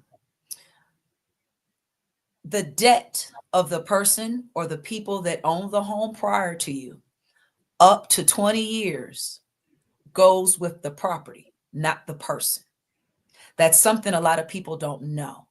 So when you purchase a home and you get title insurance, what that is a guarantee. As a title company, what we do is we investigate, we pull all the court records, we look over everything that has to do with the history of the home, and we vet it to make sure it passed down correctly.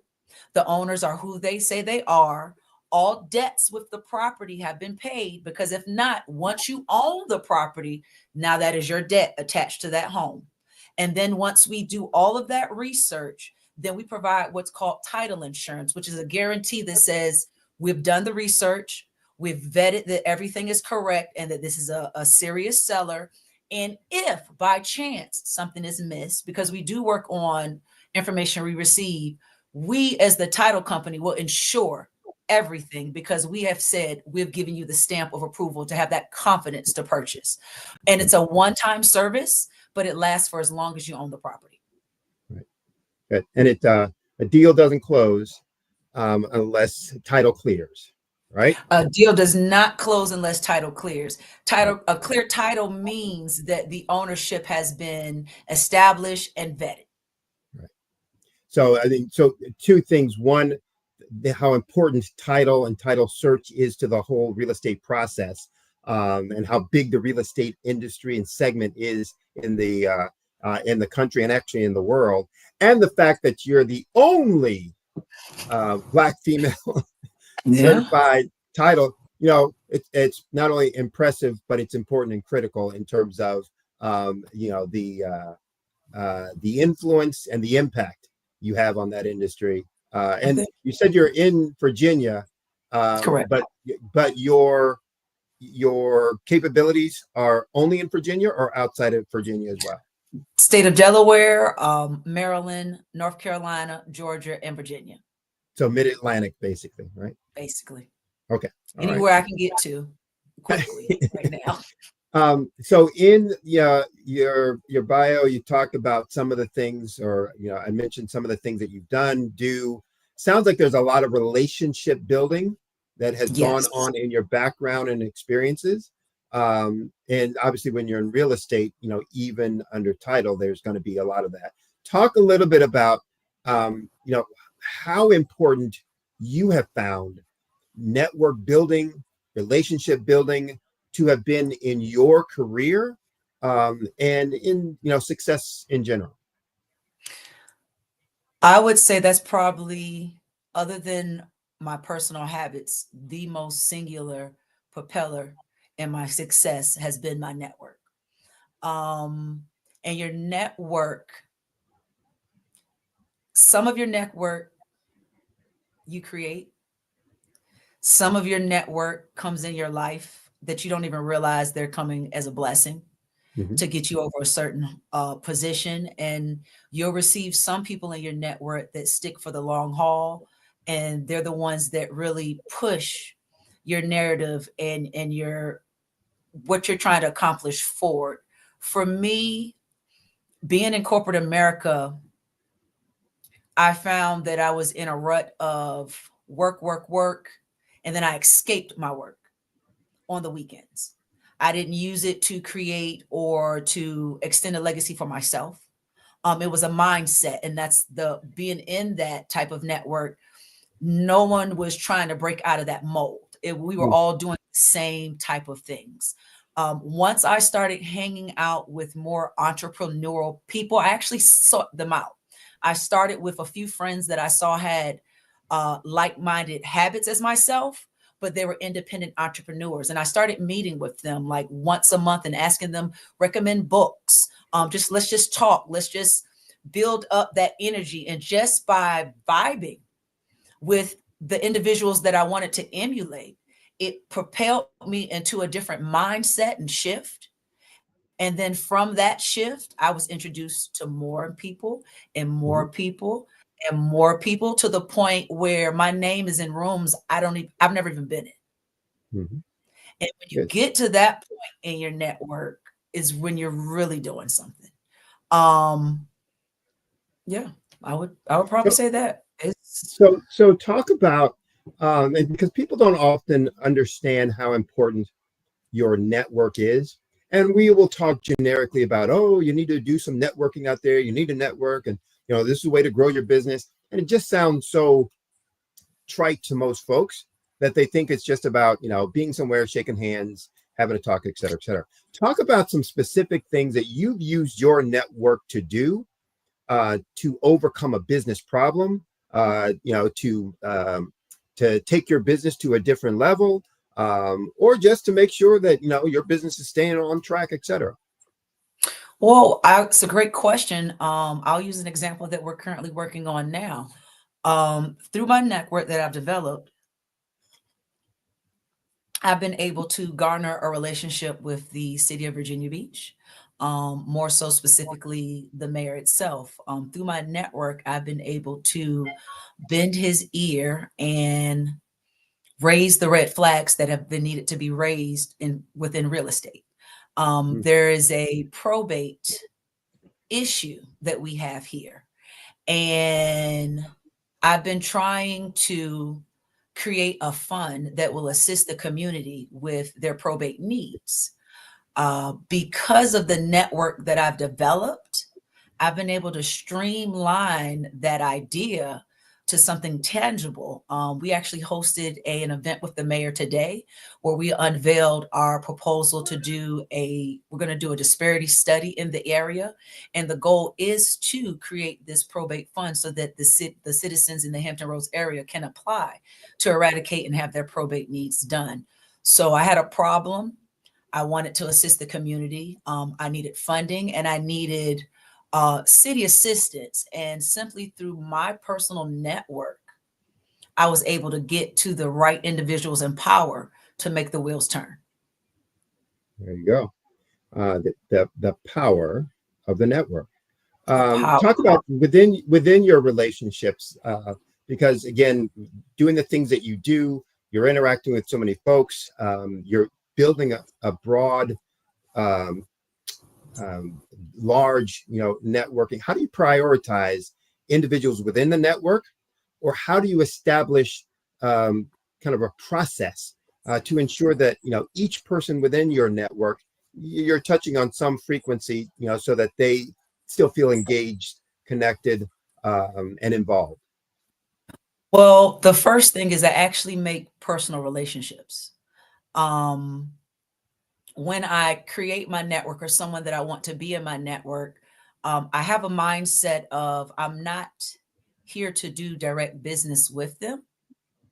I'm here to learn about them and how I can assist and facilitate their goals. That's what I go in there with. I think my ability and my network is big because my capacity to serve is through connecting. People want to be in my network for who I know. And my ability to say, hey, Robert, here's plan A. James, here's plan A. You guys are kind of doing the same things. I think you should get together and move this narrative forward. I hope that answered your question, but that is kind of how I navigate my network. How do I prioritize? For me personally, my network shifts my circle depending on where I am and how they're moving in their circle. So as we're all moving and shaking, some of us receive roadblocks and hurdles, and some of us kind of get left a little bit behind. And when it gets to that point, you have to pivot and you have to reestablish a circle that's now moving in the frequency and the energy that you're headed into. You don't leave them behind, but you don't spend as much time in that energy circle because you're going to attract whatever is happening in that moment with them. So for me, if we're elevating and somebody kind of gets stuck in a place where they can't keep motivating forward, I just pivot. I basically just pivot. And that's my personal circle. The people that I talk to in the morning, the people that I have affirmations with. And then sometimes, to be honest, I've been left behind. It's a two-way street. Where do they go? Where do they go? I mean, everybody has their own roadblocks in their own industry. And, right. I've seen some of my counterparts propel way past me. And I'm like, go. Right. That just goes. So that's kind of how I look at it these days. We're all friends. Anybody can call my phone in my network. I'm very personal. And I show up for people. I think that's the other important thing about having a network, showing up, being supportive. I always say, the old phrase, seek first to understand before being understood. Well, I apply that in networking for, in the way that I seek first to, deliver something, to be of value, before asking somebody for something or for their value. And I think that's an important concept. And what I heard you talking about, kind of in the process that you use, engaging yourself personally, looking for how you can help it and ways that you can collaborate. And I think that's an important piece. So I'd also like to mention, when you're engaging with new people in your network, it's important to realize that 9 times out of 10, you will never do business with that individual. 9 times out of 10, they've already have their established lines. Unless they have a disgruntled or a bad experience, 9 times out of 10, that relationship is going to continue. But what you will receive is their referral for anybody else trying to get in, asking about, or encouraging. They're going to say, you might want to try this young lady over here. And again, put in your name in rooms that you're not in. Right. That's how you get to that level. So you've got to make sure you keep that mindset of you're really building a relationship. And through that, you'll receive business on other accords. Yep. It's either they're new for referrals, or even in some cases where they can't, like I'm full up. I can't take anyone else on.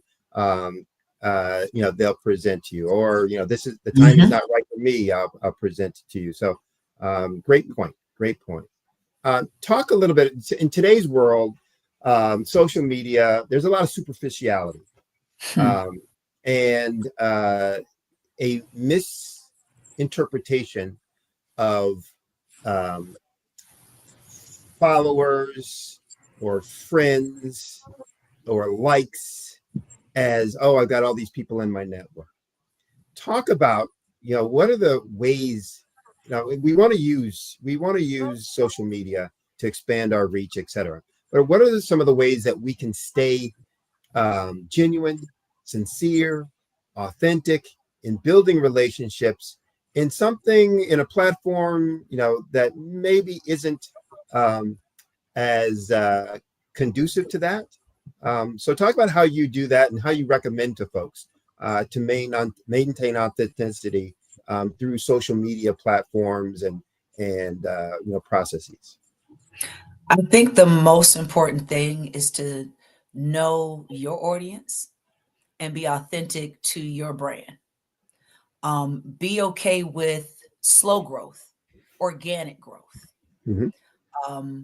I may only get 10 new followers a week, but they're all within my industry. They're all within my area. 9 times out of 10, they're African American because they're looking for me. And they're interested. So once I get those new followers, then I'm able to, I know I'm giving them content they want to hear. Then I reach out one-on-one. Hey, can I have you over into our office for lunch? I have this event here. Can we get you in the building? I try to get them in my building. I try my best. And from there, you'll get more referrals and your network will grow more and more and more. I thought about the whole scandal with TikTok. TikTok shut down. End of the world for a lot of people. Income stopped, networking, value decreased. Their brand all of a sudden wasn't worth anything in their minds because they didn't create a solid network from there. It was superficial. It's just, I'm going to show myself. Whoever finds me entertaining and engaging is going to like and comment, but there wasn't any real connection. Versus, I know for me personally, I may have a couple thousand followers, but I want to say I've met 60 to 70%. They have my number. They can reach me. They know me. They have seen me. And that really helps because when I post or when I ask people to come out, real individuals show up because it's information and content that they're looking for. Interesting. I had a situation the other day, a potential new client that I was, talking to about business, et cetera, et cetera. And she wanted to bring on the conversation someone that she was using in a different area to try and give her some insight as to what I was proposing, et cetera. And in that conversation, the person that she brought on said, I've been following you for a couple of years. I'm like, well, really? How did that come about? So we were having a little conversation. But to the point you're making, because they had been following me and I didn't even know it, the feedback they gave to this potential new client about my brand, how they, felt about it, what they saw in terms of why they wanted to follow me, et cetera, converted that potential client to an actual client. So I think it's speaking to what you're talking about in terms of how your network, when you're being authentic or sincere, can help you in ways that you weren't expecting or that you don't initially think about. If you're only thinking about it as I want to sell to somebody, then you don't think about it in those other ways. Right. And I would also suggest be more informative versus selling. Be of value. Be an expert. If you really want to grow your customer base, be the expert. Be the page people wake up to see. Either it's informative or new information. I have certain things that I go to myself within my industry, and that's where I go to seek information every morning. Be that person, and your brand and your network will just carry you anywhere you want to go. So talk about that balance, because you mentioned it a couple of times now about, not selling to someone, not promoting yourself, but being of service and help. Talk about the balance, because folks are, well, if I'm only then how are they going to ever do business with me, et cetera. Talk about how you suggest folks kind of set a balance between promotion of your brand identity, et cetera, and just being authentic about who you are and your desire to help. For me personally, I display my everyday habits. I display successful work, closings. I display what the successful side of completion looks like in the industry. And then I couple that with being available to be informative. I'm the expert. So I show you that I get it done, but I can show you how to get it done, or I'll help you get there too. In between creating those two sets of value, you create an atmosphere in the middle where people are drawn to just do business with you. They want that experience. They want to be on that photo. They want to be a part of that success. They want to be a part of what you are and what you're building. I know so many people do business with me just because it's me. Nothing, no more, no less. And I'm not the best at what I do, but I'm authentic, I'm transparent, and I'm honest.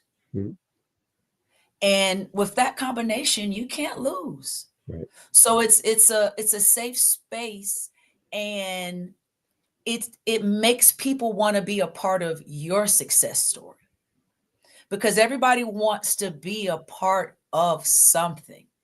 And to be able to say, I was a part of that, or I remember when she was there, and then that it makes people feel good. So it's creating that feel good, and that middle space is so organic. It's just don't sell to people. Nobody, I find when you sell, it doesn't come back fruitful. If you Right. just create the environment, you'll sell yourself. Just, yeah, be of help. Just go. You know, again, I want to go back to the piece where you are one of, not one of many. You are the only one from your segment. So a woman of color, in a world and in an industry that's dominated by others.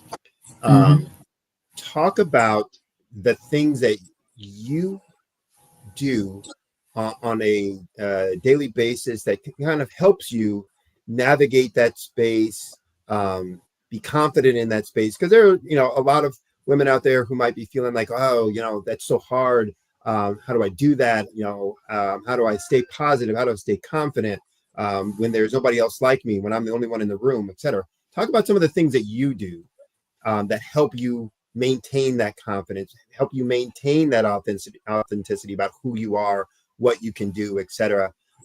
When maybe there are a lot of folks around who are maybe skeptical of it or who could care less about it. I remind myself that at the end of the day, I'm here to provide a service. I'm here to help the community. And when I keep that mindset and when I move in that light, I'm going to use this word a lot, organically, the right people just fall in my lap at the right time. I've had some people in this industry 20, 30 years just sit up and say, hey, I'm going to mentor you. I like what you're doing. I called her my secret angel. I didn't realize what she did until it was done. I didn't, like, she Right. came in, bibbity bobbity booped, did so much stuff within my company, and then just left. And left me with a little bold gift. And it propelled me to where I went from being unknown to a force of nature because it solidified me. Mm-hmm. It made me more polished, professional. And when you have that feeling and look, it gives you that confidence you need to stay in that expert field. Because now you can't tell me I'm not up there with the big boys, because I've built it just like they have, if not better, Right. based upon the people that have come around in my network to help get me to that expert level quickly. You spoke a couple of times earlier when you were talking about your services and capabilities as a title company.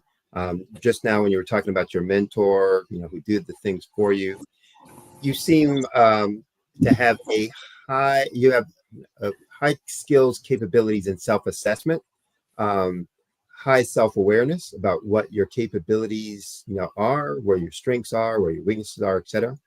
Talk about how you use that in kind of your everyday business interactions to be successful.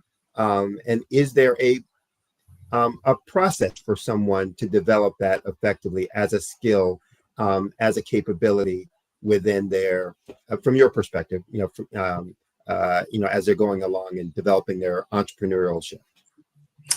I think self-awareness is probably in the top 3 components necessary to be able to evolve.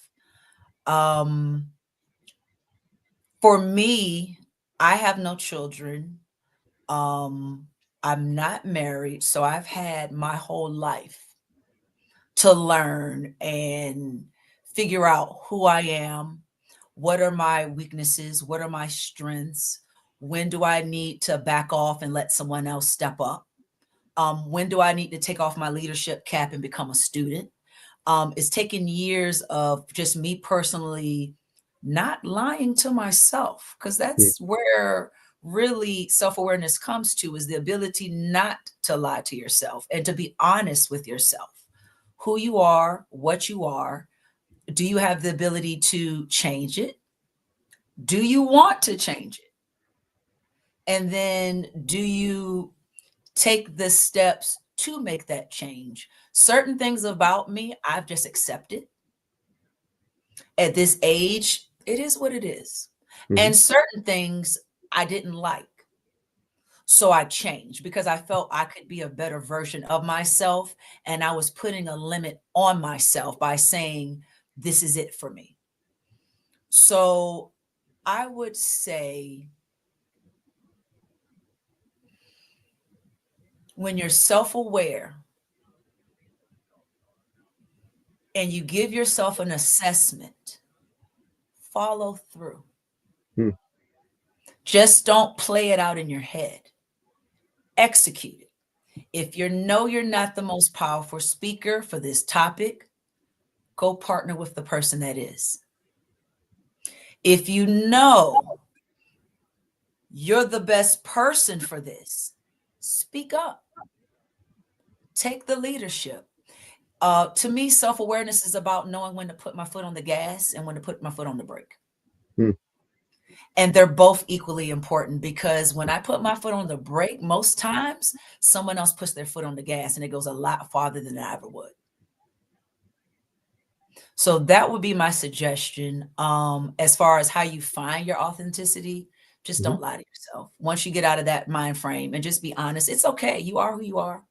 Right. We all have our own baggage. We all have our own things. And you can't make a change if you're not looking at the issue to deal with it. Right. And some things I don't care to change. It's just I'm okay with it. So talk about, again, from the environment that you've, navigated, where you've gotten to, et cetera. Talk about the moment for those who are out there who are just starting out, trying to, move along their entrepreneurial journey, for women, for people of color. Talk about when you felt, I'm there, I belong, etc. That you went from the I'm trying to get there to knowing and feeling like, yes, this is my space and I'm comfortable and confident in. I don't think, and this is just being honest, an honest self-assessment, I don't think I'll ever feel that I am comfortable in this space, because I'm always seeking knowledge and the next level, how to improve or how to make what I'm trying to do bigger and better to help more people. So, I mean, that's just it. I honestly don't think you'll get there, and that's okay. It's okay to be in that unassured state. As long as you're still taking action, as long as you're still taking actions, as long as you're still moving forward. I have people tell me all the time, I have the conversations, if I had $1 for every time someone says that I'm there, I'm here, and I don't feel it, but it has to be going on because everybody around me can see it. So I just take solace in the feedback that I get from others. And that gives me the temporary, I would say, courage to step into the light when I need to do what needs to be done. That's just me personally. I'm forever the student. So I just don't have the mindset of I know it all. So also in terms of building your business, talk about how you go about it, because again, when you're on that entrepreneurial journey, a lot of stuff going on, and especially in some of the earlier years, you're trying to build sales, build a process, yada yada. How did you go about keeping from feeling overwhelmed with all of the things that you had before you, with the objective that you were trying to achieve? To be honest, it was my personal habits, my daily routine, the structure of my morning, how I started my day, that really impacted the tone and how I moved as I built in the early stages. Through the repetition of my morning routine, I started picking up habits of writing everything down. Everything that I did, everything that I didn't think had value at that time.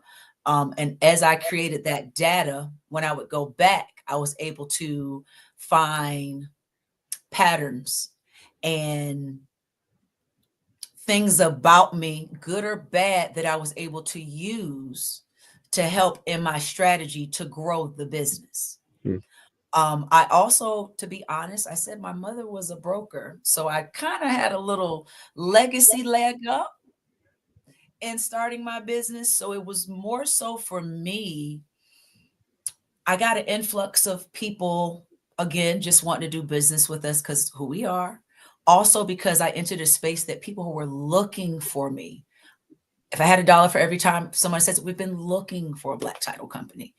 So for me starting off, it wasn't so much the sales. I've had to work in the beginning with a cap because I wanted my experience. And as I'm learning the industry and getting this work, I didn't want my customer base to suffer. And I also wanted to make sure that I was giving a good standard of customer service, which in the beginning is basically transparency and accountability, because a lot of things are not going to go as they should. And I think through being transparent and accountable, and it got me to the point where I was able to, even though I was new in the industry, not only garner respect, but trust. The trust, I really think that's probably my sales point. Thank you. Trust. That's that's brings me my money. Bing, bing, bing. I'm trusted. And that is priceless. Absolutely. Good, bad, or ugly. I've had bad things happen, but the first thing I do is I make sure you're the first person you hear from. Hey, before anybody gets to you, this happened. Sorry. We take full accountability. We're going to make sure it happened, but I want to let you know this is what happened and this is what we're going to do. You're going to always hear from me first, and then you're going to have that open line of communication. So there's no issue because real adults, we all know things happen. So it's about how people handle themselves. How do they take accountability and how do they move forward? And for me, being new and carrying myself the way I did, it made me very trustworthy. Right. And that's probably great advice. Not probably, that is great advice in all aspects of life. You know, when you hurt someone, say you're sorry. When you miss out on an obligation, a responsibility, say my fault. Here's what I need to do. So it's great advice, for folks to hear in all aspects. So thank you for that. No problem. I heard you talk about once, or I saw you mention in one of your intros about social equity. Talk about what you mean or how you define that, and how has that kind of impacted your business dealings, or how do you suggest that it should impact your business dealings? Well, the beautiful thing about social equity is it follows you wherever you go. No matter what business you're in, the equity, money's calling, the equity itself, it goes with you. Social equity to me is to be valuable to other people for them to want to know you. For me, though, the reason why they want to know you is important, because that reasoning is what's going to make you valuable. Are you the person that they want to know because they want to get into the latest club? or are you the person that they need to know to get to the next level or to the next person? And when you become that person that's known for not only having a network, but a personable network where I can say, hey, Bob, I got John over here. I need you to connect with him for me. Let's align these goals and let's get him to X, Y, and Z. When you're able to do that on a level, you become so valuable. And then again, it attracts more people to you. It attracts more people to you. And then it puts you again, your name in rooms that you don't even know exist. So for me, social equity is almost like, dare I say, an energy currency. Interesting. Okay. All right. My energy draws people in. I have good energy. Good. I'm a pretty happy person. I'm a morning happy person all day. So that good energy brings in people. People want to be around good energy. And then when you take that good energy and you're trying to help and connect others, not looking for a dime. I think that's the other thing that makes you socially equitable, is the ability to step out and not insert yourself in every deal or have to handhold, be a part of every connection that you make, that you have the ability to say, Peter, Paul, go be married.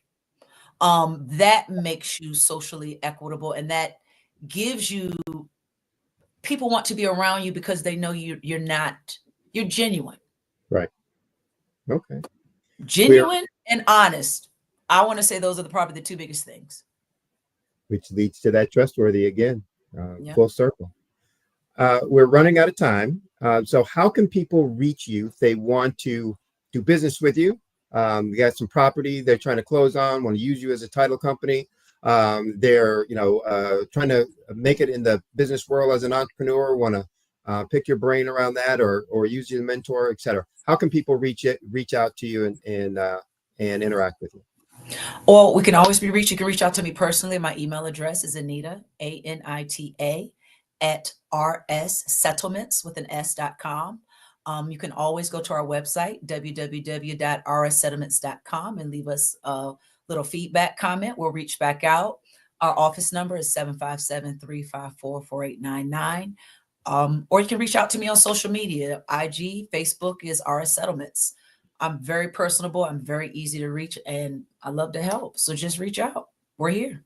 Well, I know folks have gotten a lot of info. I know I've gotten a lot of info from what you're doing, and I'm going to actually reach out on some real estate things, not in the areas that you work in. So, but for the insight that you have on it. So you can expect a call from me on that. I appreciate you being on the Black Business Expo and the info that you provided to folks. The role model that you are. And so look forward to speaking with you again. Thank you so much, Sydney. I really enjoyed our time. All right.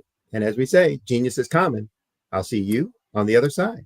All right. The Black Business Network and Black Business Olympics are essential platforms for Black business owners globally. They provide the tools and support you need to succeed in today's competitive marketplace. Join us today as we collaborate together with businesses from around the world to support our children, students, and young future entrepreneurs, Black businesses and corporations. We raise funds for students going to college and young entrepreneurs who are aspiring to be business owners, and we invite you to be a contributor today. Visit the website www.blackbusinessexpousa.com to connect with and learn more about how the Black Business Network and Black Business Olympics can help you not only share your amazing business story to businesses, but also serve future generations. Hello, my name is David Jones, CEO and co-founder of the Hello LLC, where we help businesses build a culture, brand and experience, and leverage technology to pivot into Web3. Join the Black Business Network streaming live into Roku, Metaverse, STEM City, Black Multiverse Enterprises, Hulu, YouTube, iHeartRadio, Apple, Facebook, LinkedIn, Spotify, Twitch, and Google Podcasts. Tune in, turn on, and let's thrive.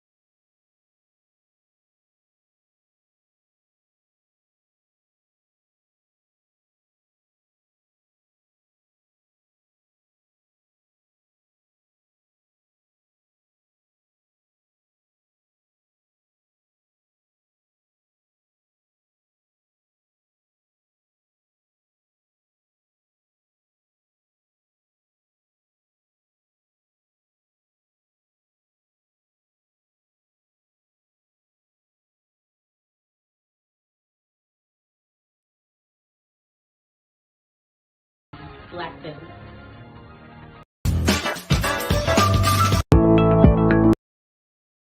Presented to over 200 countries.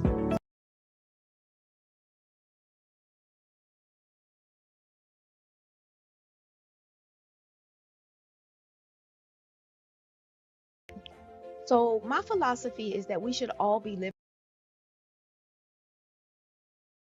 Black owners, entrepreneurs, and thought leaders worldwide. We have speakers from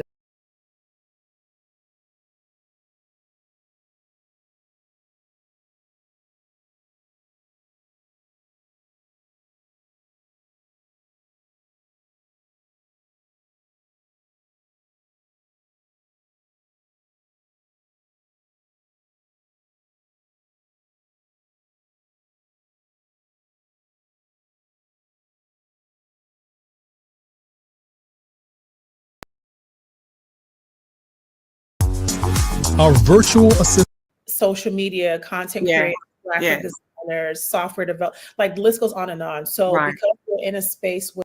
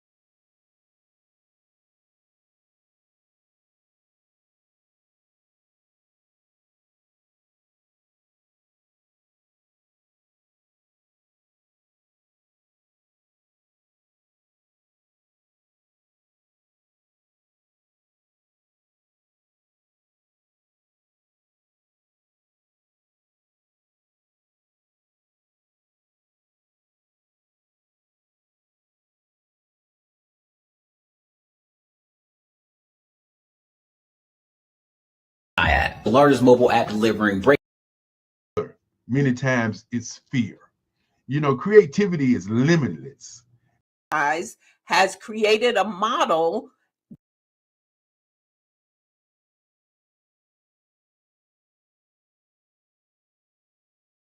Entrepreneurs and thought leaders worldwide. We have speakers from North Carolina, London, Africa, Singapore, and cities all over the United States. The Black Business Network is a global community sharing its business knowledge to empower, inspire, and educate businesses about business. I am honored to present our next speaker. She is none other than Toni Harris Taylor. Get ready to be inspired by Toni Harris Taylor, also known as the Networking Queen and the Coach that Connects. Toni is a dynamic speaker, 13-time author, and founder and executive director of Global Multicultural Franchise Connectors, where she's dedicated to connecting minorities with franchising opportunities. As the owner of Drastic Results Marketing and Sales Coaching, she helps entrepreneurs elevate their brands and grow their businesses through powerful strategies in branding, networking, and speaking. A multi-unit franchise owner of Network and Action, Toni has earned numerous accolades, including Rookie of the Year, Brand Ambassador, and many others. Her journey is a testament to resilience, overcoming personal challenges, and thriving through adversity. Passionate about helping others build transformative relations, she inspires others to take bold steps towards success to achieve their biggest goals. I am happy to present to you Toni Harris Taylor. Thank you so much, Andrea. I appreciate this opportunity. Dr. Kelly, thank you so much for continuing to keep Black business in focus for our community. And